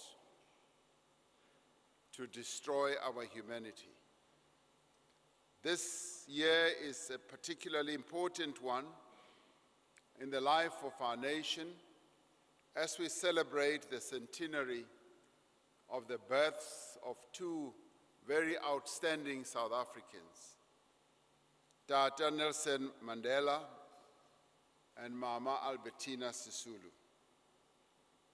We acknowledge their roles in the struggle for the liberation of our country and their commitment for waging that struggle in a disciplined and loyal manner to free our people. At the African Union Summit in January 2018, we launched a year-long Mandela Centenary celebration. In Madiba's honor, the AU decided to convene a dedicated meeting on the 31st ordinary session of its assembly, which will be held in Mauritania in July 2018. This is part of the continuation of various activities that will be taking place not only on our continent and our country, but across the globe as well. The UN will also be participating in a similar activity. The continent's leadership fully supports the planned UN Peace Summit taking place on the margins of the UN General Assembly in September as part of these centenary celebrations.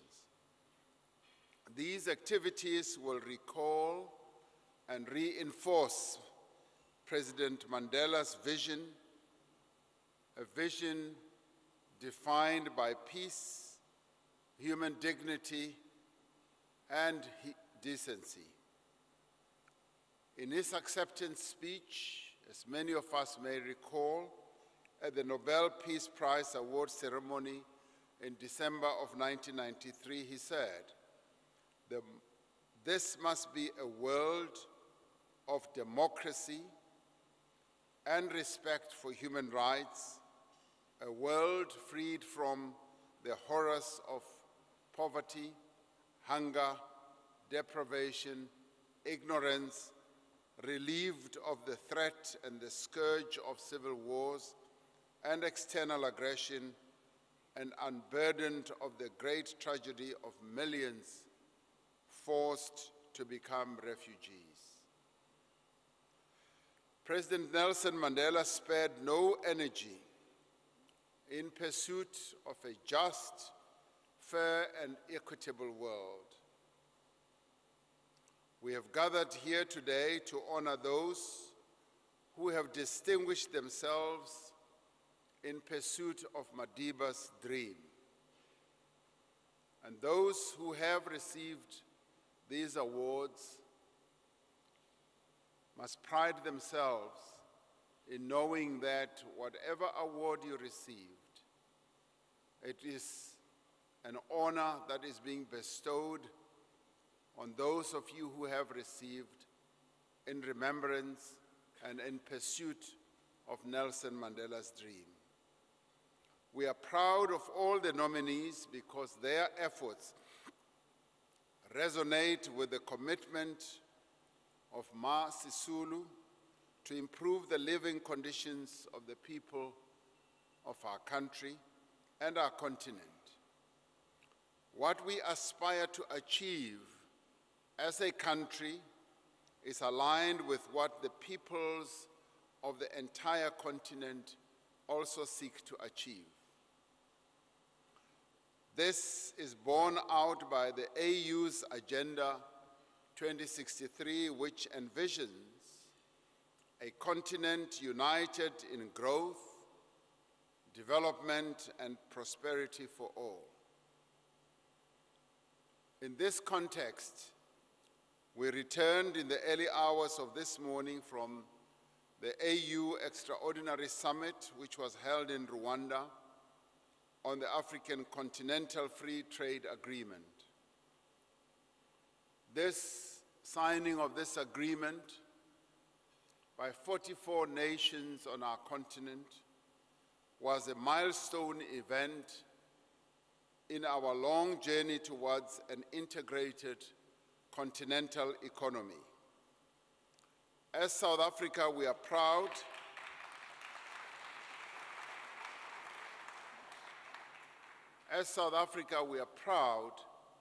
to have signed the Kigali Declaration on the establishment of the Continental Free Trade Area, signifying an unequivocal commitment to the achievement of this free trade area.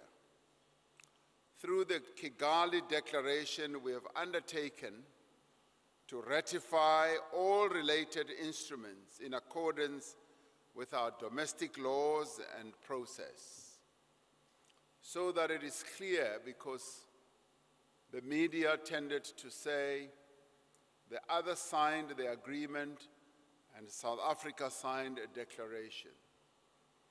We had two documents that spoke to the establishment of the free trade area.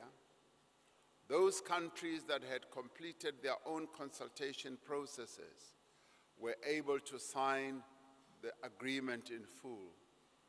A number of other countries, South Africa being one of those, were only able to sign the declaration, which was a declaration of a clear commitment to the establishment of the free trade area, pending the consultation processes that each of those countries that only signed the declaration still have to have. In our own country, we are going to commence the process and complete the process of consultation with the various role players in our country, culminating as well as with Cabinet and our Parliament.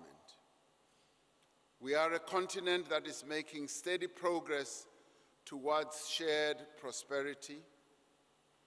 This is an important year in the implementation of our international program to fight poverty, inequality, and unemployment. South Africa continues as the co-chair of the Forum on China-Africa Cooperation, FOCAC, which we assumed in 2015. Likewise, we are chairing the Southern African Development Community, SADC, and the Indian Ocean Rim Association, IORA, which positions that we assumed in August and October 2017, respectively. Furthermore, we are going to assume the chair of the BRICS formation later this year, when we will have an opportunity as a nation and as a country to host the BRICS summit, which will be coming later on South African soil. This provides South Africa with several opportunities to advance Nelson Mandela's vision of a world order that advances above all else the interests of the poor, the interests of the marginalized in our society, the interest indeed of the oppressed and the exploited people, not only of our own country, but also on our continent. We will work with our partners in all these bodies to develop the African continent and establish ties of mutual benefit between the countries of the South. This is our commitment as South Africa, and it's an irrevocable commitment. We encourage our people to participate in domestic and international endeavors through active citizenry. We would like to see more and more South Africans becoming interested in what happens in a number of countries on our continent, in what happens in the various regional blocks on our continent. We would like to see many of our people giving themselves an opportunity to learn also about this African continental free trade area agreement that we struck, so that as a people we get to interact with all these instruments so that we understand them fully. This in many ways will raise our level of consciousness as South Africans. It will also enable us to be in a much better position to appreciate our relations with various nations on our continent. Our people cannot be spectators in the development and management of their affairs. Our people need to be worldly.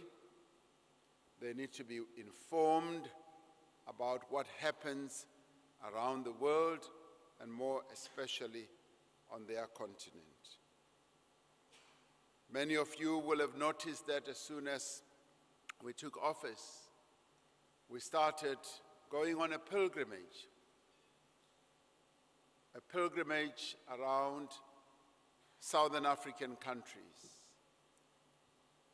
It was a pilgrimage of paying courtesy to our neighbors, not only to the leaders in the region, but also to the various people in our region. And I must say that South Africa was well received as we've been going from country to country, from Angola, Namibia, Botswana, Mozambique, Zimbabwe, and we're going to continue to visit a number of other countries in our region. The reception has been phenomenal, and they have embraced us with warm arms.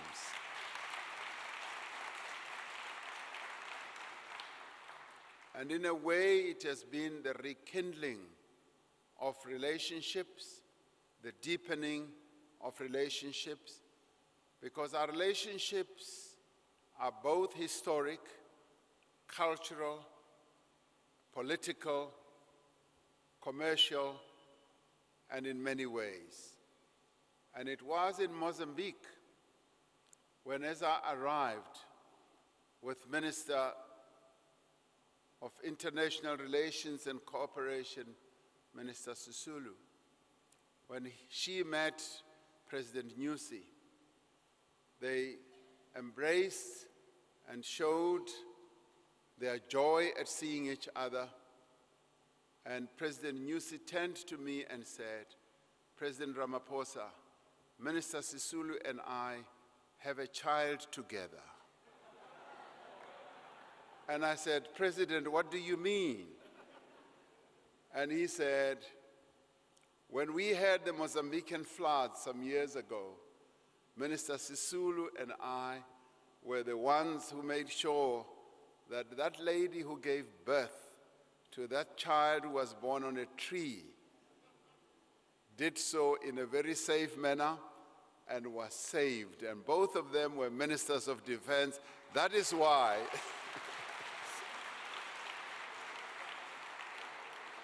and that is why he said we have a child together. So that is their child. And together they have made sure that that child is well looked after. Her name is Rosette, and she's growing up. And together they continue to take great interest in her education. And so President Nyusi and our minister have a child together.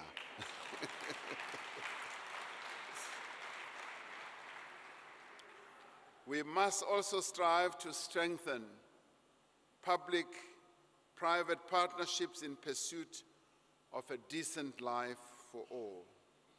And it is in this regard that, Minister Sisulu, I'm particularly pleased to see that many of the awards that were introduced were introduced by companies, and many of the people who also received awards here are representatives of a number of South African companies who are doing phenomenal work. And these companies are our ambassadors. They carry the South African flag wherever they operate, and let us give them a rousing round of applause.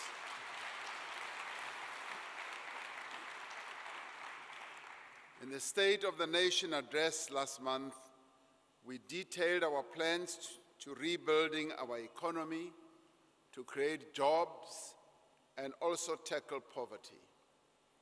I call on our people to own these endeavors, to make these endeavors that we are seeking to achieve as a nation their own endeavors.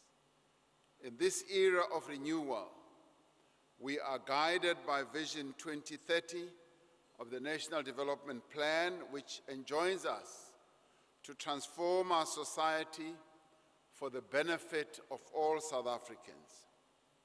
It is therefore fitting that we applaud all nominees this evening who have taken it upon themselves to fly our flag high as South African ambassadors in various endeavors of excellence.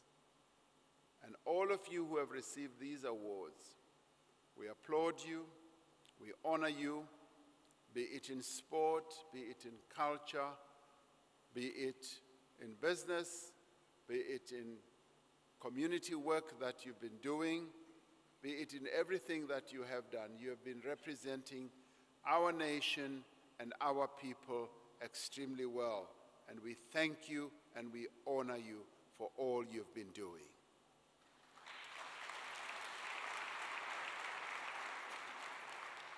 We do so because you are the standard bearers of an active citizenry that embraces the principle and the practice of Ubuntu. We must draw inspiration from Masisulu's selfless service to our people. It is incumbent upon us to pursue the vision and the ideals of Utatu Nelson Mandela. As we celebrate you in your individual achievements, so too do we recognize that your work is really part of a much broader effort to change the world for the betterment of humanity. Whatever little effort you might be involved in, we recognize that as your contribution in the end for helping to change and to make a better world for humanity. Working together, we can build a better today and an even better tomorrow for everyone. I wish to thank all of you who have received these awards and wish you strength and wish you the very best as you continue in all the efforts that you've been involved in. And even to my brothers in Black Mambazo, Ladysmith Black Mambazo, even wherever you are traveling right now, we wish you the very best. Please bring back more Grammy Awards. We need them. Thank you very much.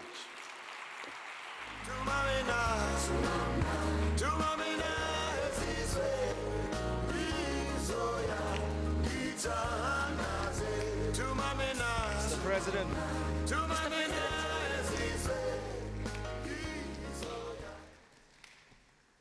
Mr. President, thank you very much for your comments, remarks this evening, your speech. But I'm going to ask you to do something, and I hope it does not go against the spirit of the protocol. So I'm going to ask you, Mr. President, to please come back to the stage. As he sits down. As you sit down, Mr. President, my apologies. And Minister, if you could please accompany the President. We want to make it seem like we are in Mozambique or other parts of Well, the point is we are just about to give the big awards this evening, and we believe that the recipients thereof would love to have an opportunity to shake hands with you and make a couple of remarks and a photo opportunity for them.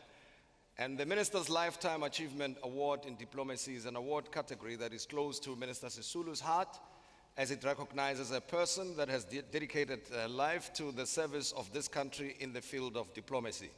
And long before South Africa was free, the ANC, under the leadership of Mr. Tombow and Mr. Mandela, realized that in order to gain the support of the international community to fight apartheid, it was crucial to establish international presence. Her Excellency Ambassador Lindiwe Mabuza served in Scandinavian countries and the United States as the ANC chief representative. And after 1994, she was appointed by President Nelson Mandela as the ambassador to Germany, as well as High Commissioner to Malaysia and the United Kingdom. I would like to, well, the minister is here, but I would like to call on Ambassador Mabuza to please come to the stage.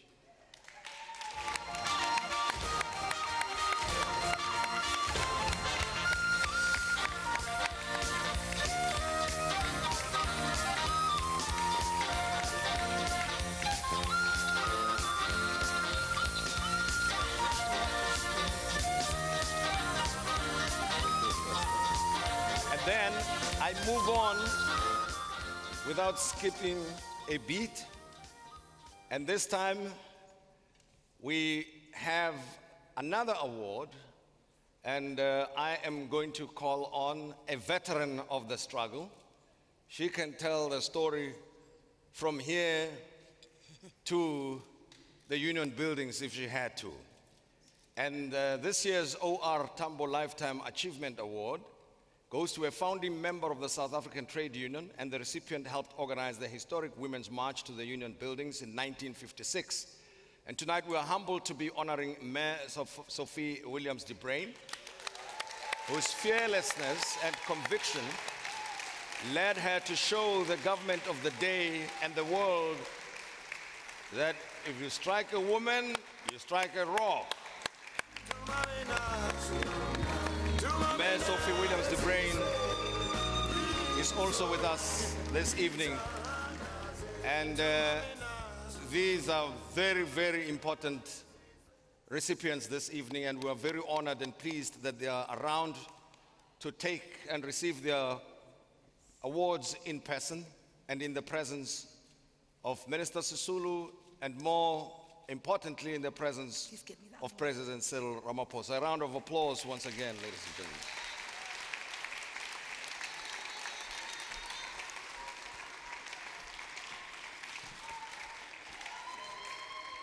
President.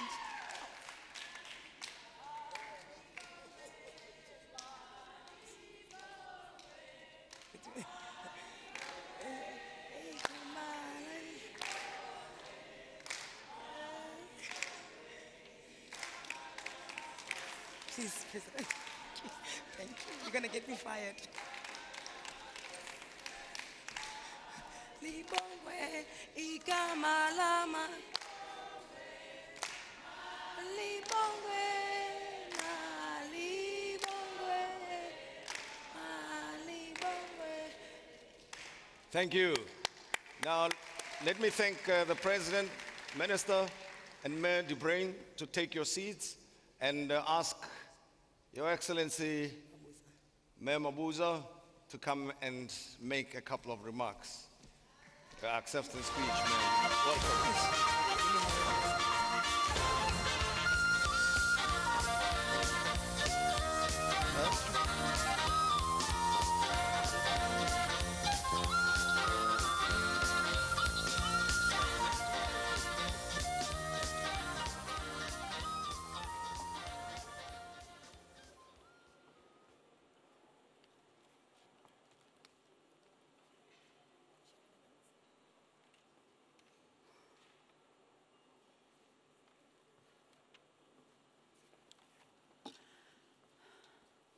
Niyangikhalisa manje.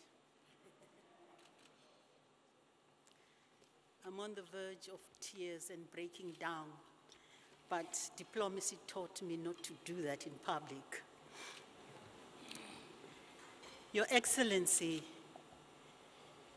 President Cyril Ramaphosa, Honorable Minister Lindiwe Sisulu, Honorable Minister Naledi Pandor, and my former minister, if she's still around, Nkosazana Dlamini Zuma, members of the cabinet, members of parliament, Your Excellencies, ambassadors and high commissioners, fellow South Africans.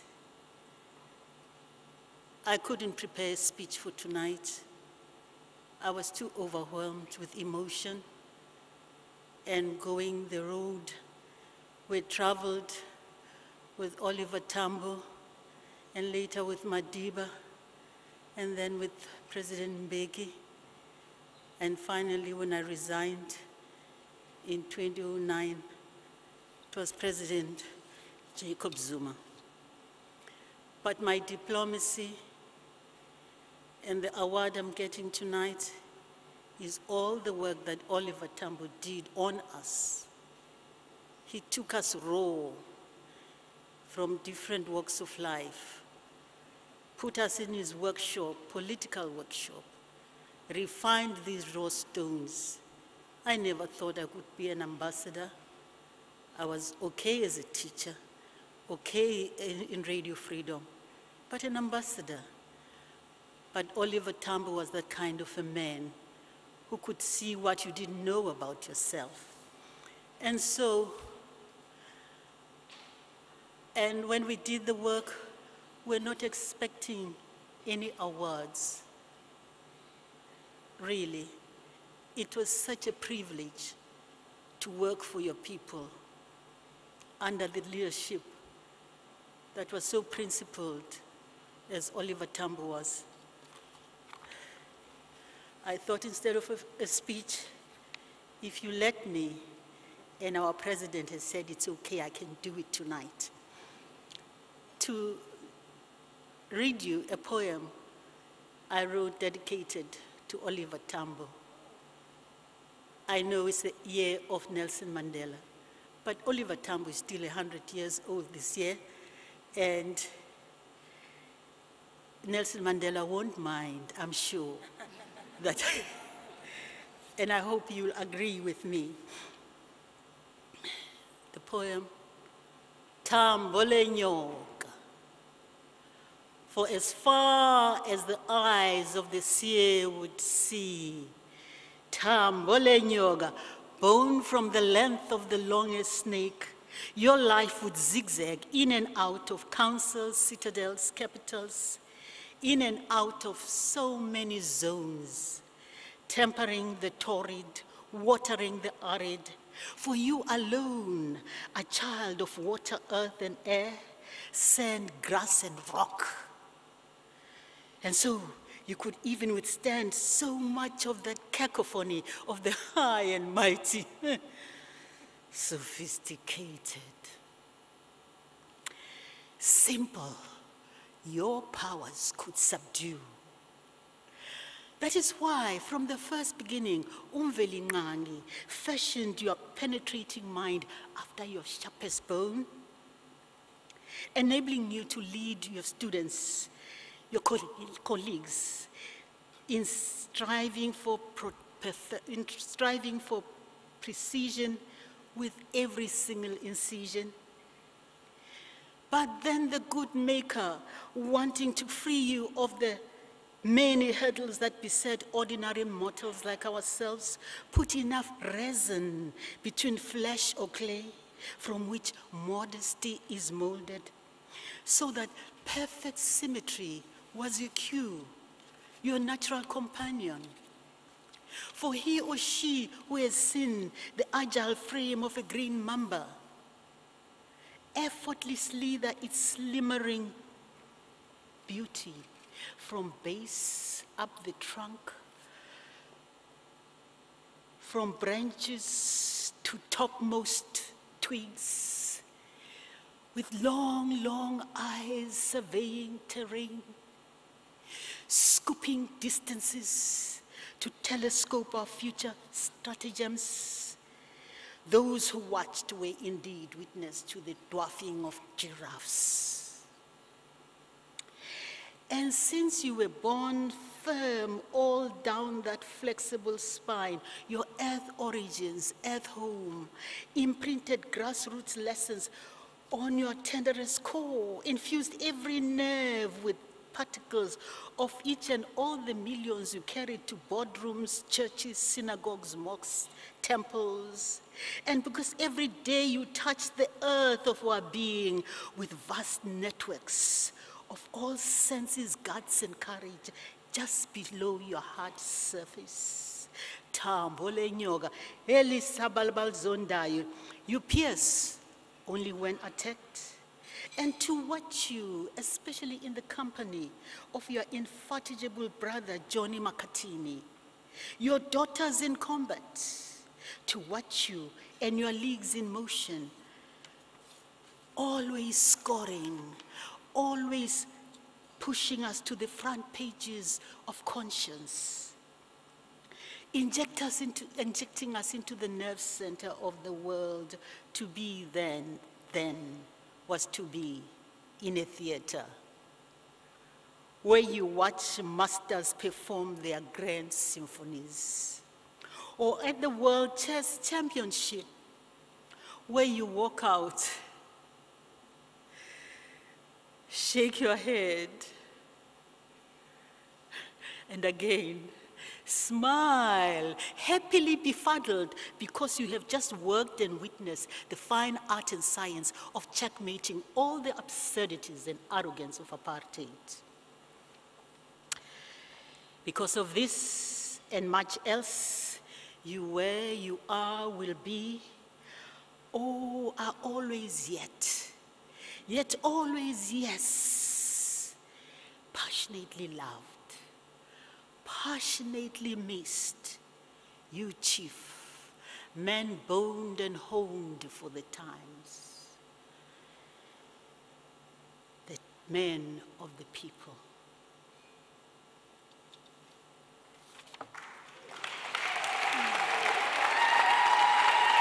Thank you. Thanks very much. Thank you very much. It's okay, thank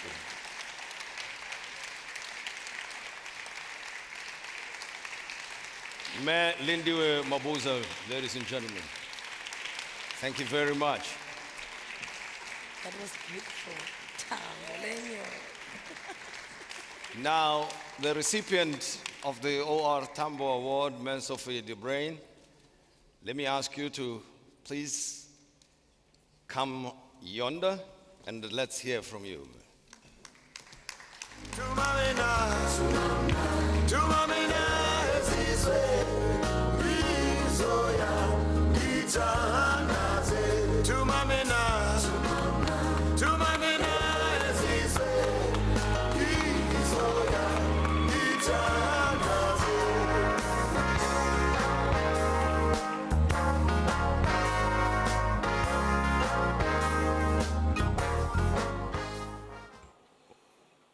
Good evening, ladies and gentlemen. Thank you, Program Director, for the remarks that you made earlier. What a delight it is for me to acknowledge Your Excellency President Cyril Ramaphosa, our host, the Honorable Minister of International Relations and Cooperation, Ms. Lindiwe Sisulu, all ministers and deputy ministers present, and members of the diplomatic corps. And I also want to acknowledge my daughter Sonia, my nieces here somewhere in the hall, Ingrid and Zuki, and my grandnieces. I don't know where you are sitting. And finally, the officials from the Department of International Relations and Cooperations, and all protocol observed. Ladies and gentlemen, I feel deeply humbled by the honor bestowed upon me as I am conferred with the O.R. Tombow Lifetime Achievement Award this evening. I must say, Program Director, when I received a letter from Durko informing me of my selection as the recipient of this prestigious award, I felt deeply humbled. More so when I reflected on the previous 4 icons who received the award before me. And they are the late Mayor Ruth Mompati, Ambassador Billy Modise, the late Johnny Makatini, and Mam Winnie Mandela. And as you know, these are distinguished struggle luminaries whose guiding principles were loyalty, integrity, and service to our people. I am happy to report to this auspicious event that when I visited Mam Winnie Mandela in hospital, where she was recovering, she was in her element as we reminisced the bygone struggle days. She was in high spirits and was speaking passionately. I could feel the spirit touching me, and both our emotions knew no bounds. I have had close relationship with each of these luminaries, and I can assure you that from our shared experiences, that their sole objective was for the equal advancement of all the people of South Africa. Our awareness from very early on was that for all people of the country, the continent, and the world to live free and fulfilled lives. We had to dedicate our own lives to the noble work of advocating for freedom, justice, and equality. And as I stand here this evening, I do so fully aware of the enormous work that still needs to be carried out to eliminate the inequalities of our times. And I'm also concerned that some of our successes have been reversed in certain areas of our development. And I'm deeply concerned about the ongoing violence and abuse against women and children. We are reminded in yesterday's newspaper of yet another 3-year-old girl that was raped. And this is what is going on all the time. Addressing these challenges calls for working together with a robust, fully engaged younger generation of leadership. And we will continue to support, to direct, to guide and advise this leadership to the best of our ability, strength, and health, in order to chart our way forward as a nation. Today, I accept this most prestigious award in honor of the women and men who serve and continue to serve our country, who have fought in the name of freedom, democracy, human rights, and the rule of law, to make not only South Africa, but also the continent and the world a better place.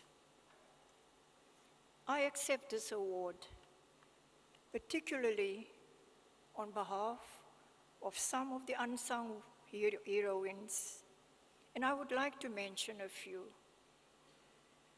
The late comrades Yetta Barrenblatt, Ellen Maseko, Joyce Moodley Mohammed, Blanche Luguma, Hetty September, Mam Florentin Posho, Lily Diedrichs, Kate Mulala, plus the 22 trained nurses and midwives from all parts of South Africa who left the country clandestinely to serve in the Tanzanian hospitals.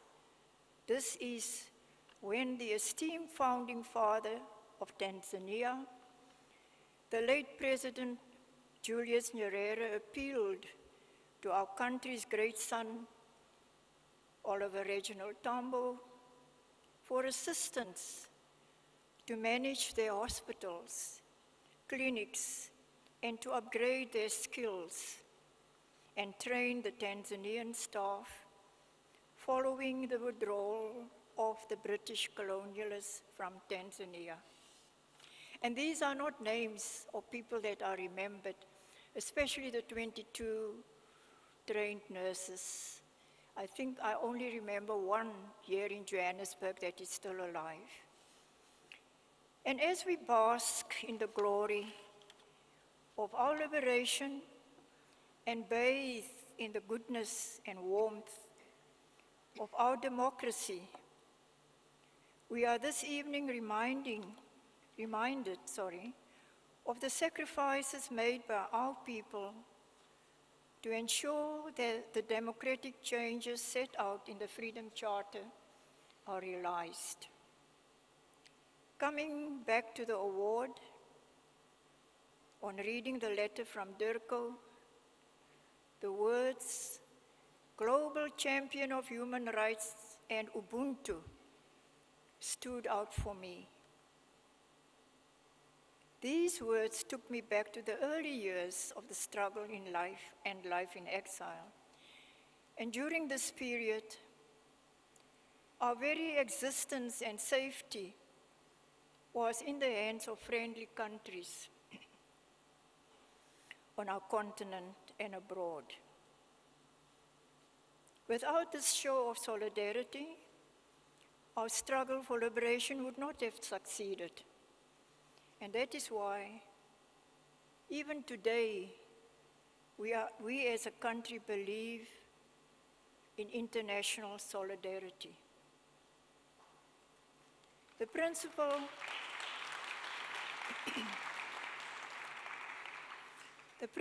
that O.R. Tambo and the African National Congress espoused in exile comes directly from the Freedom Charter, which O.R. shared in his United Nations address in 1963, following which he added, and I quote, "That statement which declares South Africa to belong to all who live in it is a concession on the part of the African people, but it is a demonstration of the willingness of the African people to live in South Africa with everybody who wants to live there on the basis of absolute equality. No racism, no racial discrimination, no superior race, no inferior race. On that basis, South Africa belongs to all who live in it," close quotes.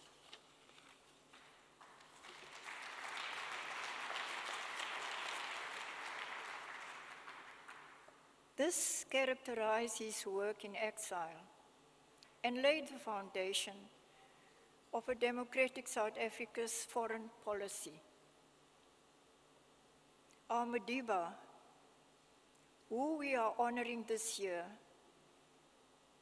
also strongly believed in international solidarity, and in his address at the International Day of Solidarity with Palestinian people in Pretoria in 1997, he stated, and I quote, "It behoves all South Africans, themselves erstwhile beneficiaries of generous international support, to stand up and be counted among those contributing actively to the cause of freedom and justice, close quotes.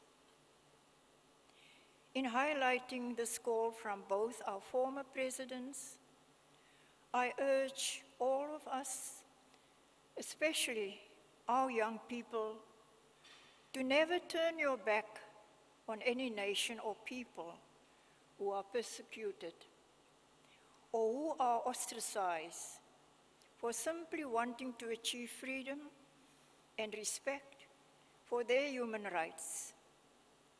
Doing that would be to deny the core values of our nationhood. Ubuntu. As Africans, we all know what this truly means. Not the loose way that this word is often used. Ubuntu is based on the ancient African philosophy that promotes and celebrates the success of the group above that of an individual, and acknowledge our oneness with each other. Personally, these two phrases have guided my life and that of my family. After being forced into exile, like many compatriots, we lived and waged the struggle in Tanzania, in Zambia, in Kenya, and in Italy. And after 1994 in Amman, Jordan, where my late husband Henry Benny Nato de Bruin was appointed ambassador to the Hashemite Kingdom of Jordan. And our children lived in other countries too, where they were eligible to study. In all these countries, they received nothing but genuine welcome and generosity.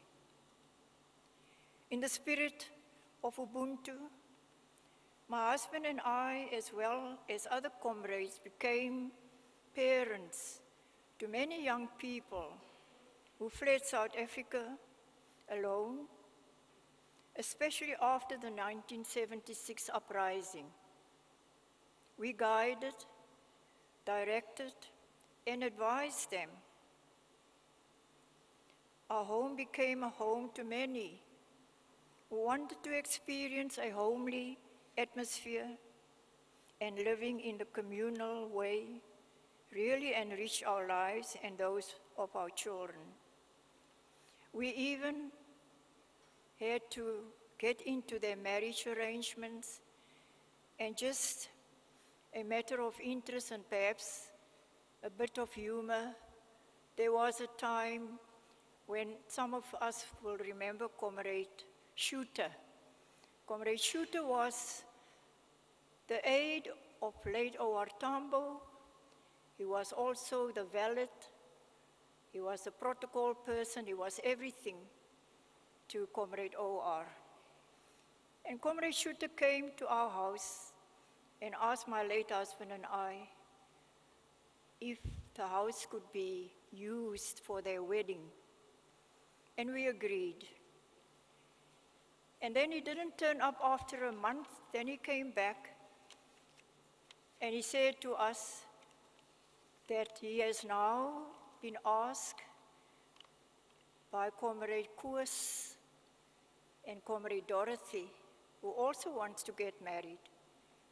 And they are asking if they can also come and have their wedding there.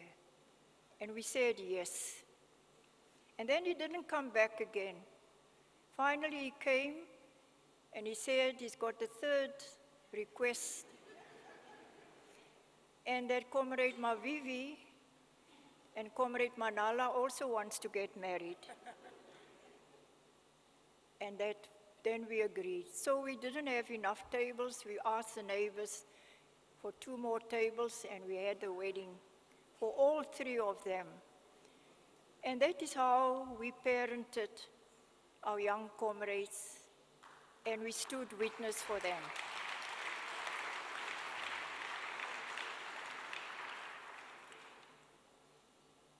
conclusion, Program Director, I have often been asked to share my skills and experiences which began before the Women's March. It continued into exile and then back into South Africa with the unbanning of the ANC and our democratic elections.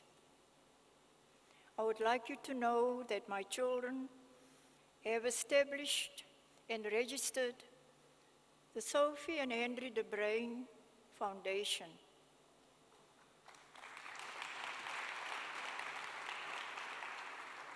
Which will soon be publicly launched.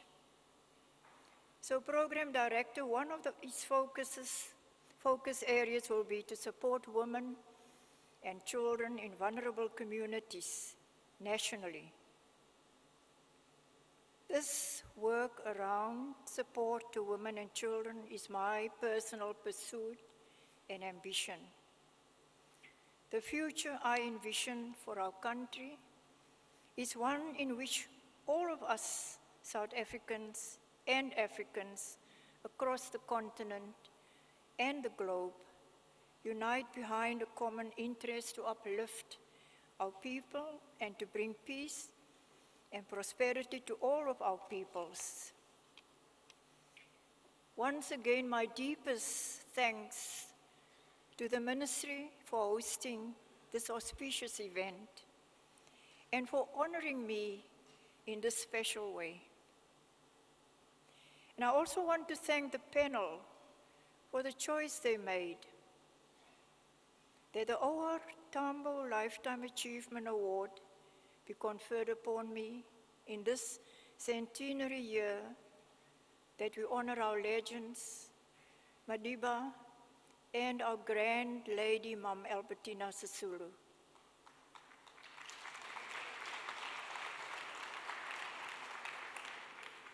My gratitude also goes out to my family, my late husband, and to my son Angelo, and daughters Danielle and Sonia, who have supported me all my life in all my undertakings.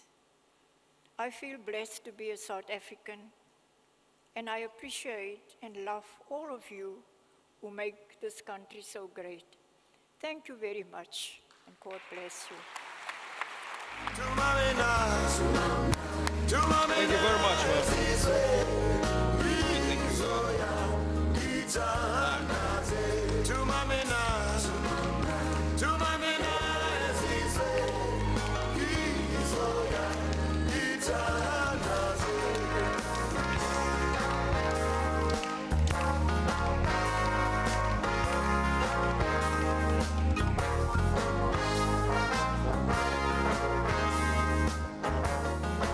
Well, ladies and gentlemen, I think the time has come for us to congratulate Mayor Sophie de Bruin, all the award recipients tonight.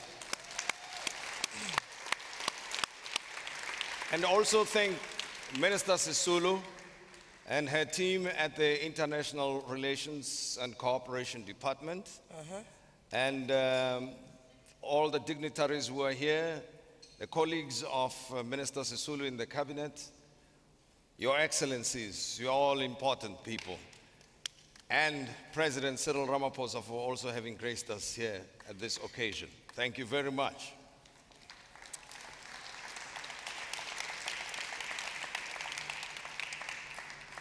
Indeed, tonight we have been filled with pride, and the beauty of awards, Tim, is what I know about awards is that they're not saying, well done, you're done. They're saying, we see you, congratulations, but please keep going. That's it. So everybody who was awarded tonight, the entire country is looking to you, and we are proud that you are amongst the people we can look to and say that is exactly where we want to be. Minister Sisulu extends her heartfelt thanks to our esteemed judging panel, Ms. Lindiwe Sangweni, Sido, Mr. Tebe Ikafeleng, Ms. Zandi Lenzalo, Ms. Leanne Manners, Ms. Chichi Maponya, Mr. Kefias Ramashau. We'd like to thank you for availing yourself in your busy schedules to assist us. And lastly, to the public diplomacy team and all DERCO officials that put this event together. You have been working tirelessly for half a year. Really, our hats go out to you. You are absolutely amazing. The event was indeed a success. And thank you very much. It's been a wonderful evening as patriots, as professionals, as parents, and as citizens. This evening has once again reminded us that in everything that we do, we should embody the spirit of Ubuntu. We must all remember as individuals that we represent our flag, we represent our country, and we represent the hope and resilience that Madiba spoke about and inspired us about. I'm getting a little bit depressed. You sound like you want to say goodbye and call this a night. Well, basically, sort of. So yes. You're not saying goodnight? Not really, but given that it took 6 months to organize this on the part of the DERCO people, I was thinking... They must start organizing the next one. Well, 3 months of that was organizing you to be here. Oh, no, stop. Well, ladies and gentlemen, before we bid you farewell, we have more music and entertainment from the talented and multi-award-winning Zonke, who I believe is ready to get the excellencies in particular on their feet. Because us ordinary folk can outdo any of you anytime, but the privilege goes to you to join in the fun and get on your feet. Now, Tim, have you ever watched Our Perfect Wedding? You know at the end when they say, was this your perfect wedding? Okay, let me try. Okay, Tim, please. Was this your perfect Ubuntu Awards? Yes. Absolutely. No question about it. Well, once again, thank you very much. Don't go. Let's have fun, mingle, network. We appreciate your presence here, and congratulations to the recipients. And Mr. President, thanks for the message of hope one more time. Let's enjoy ourselves. Thank you. Thank you, Minister.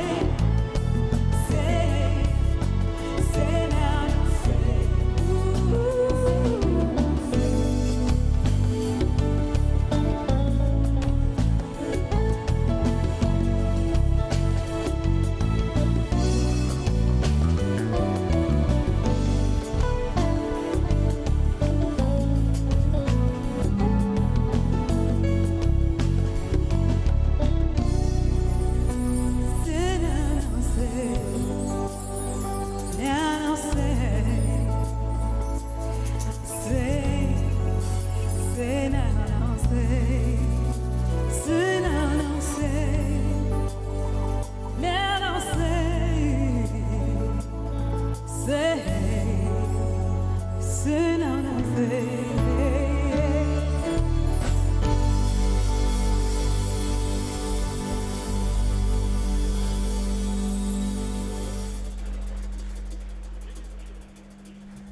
you.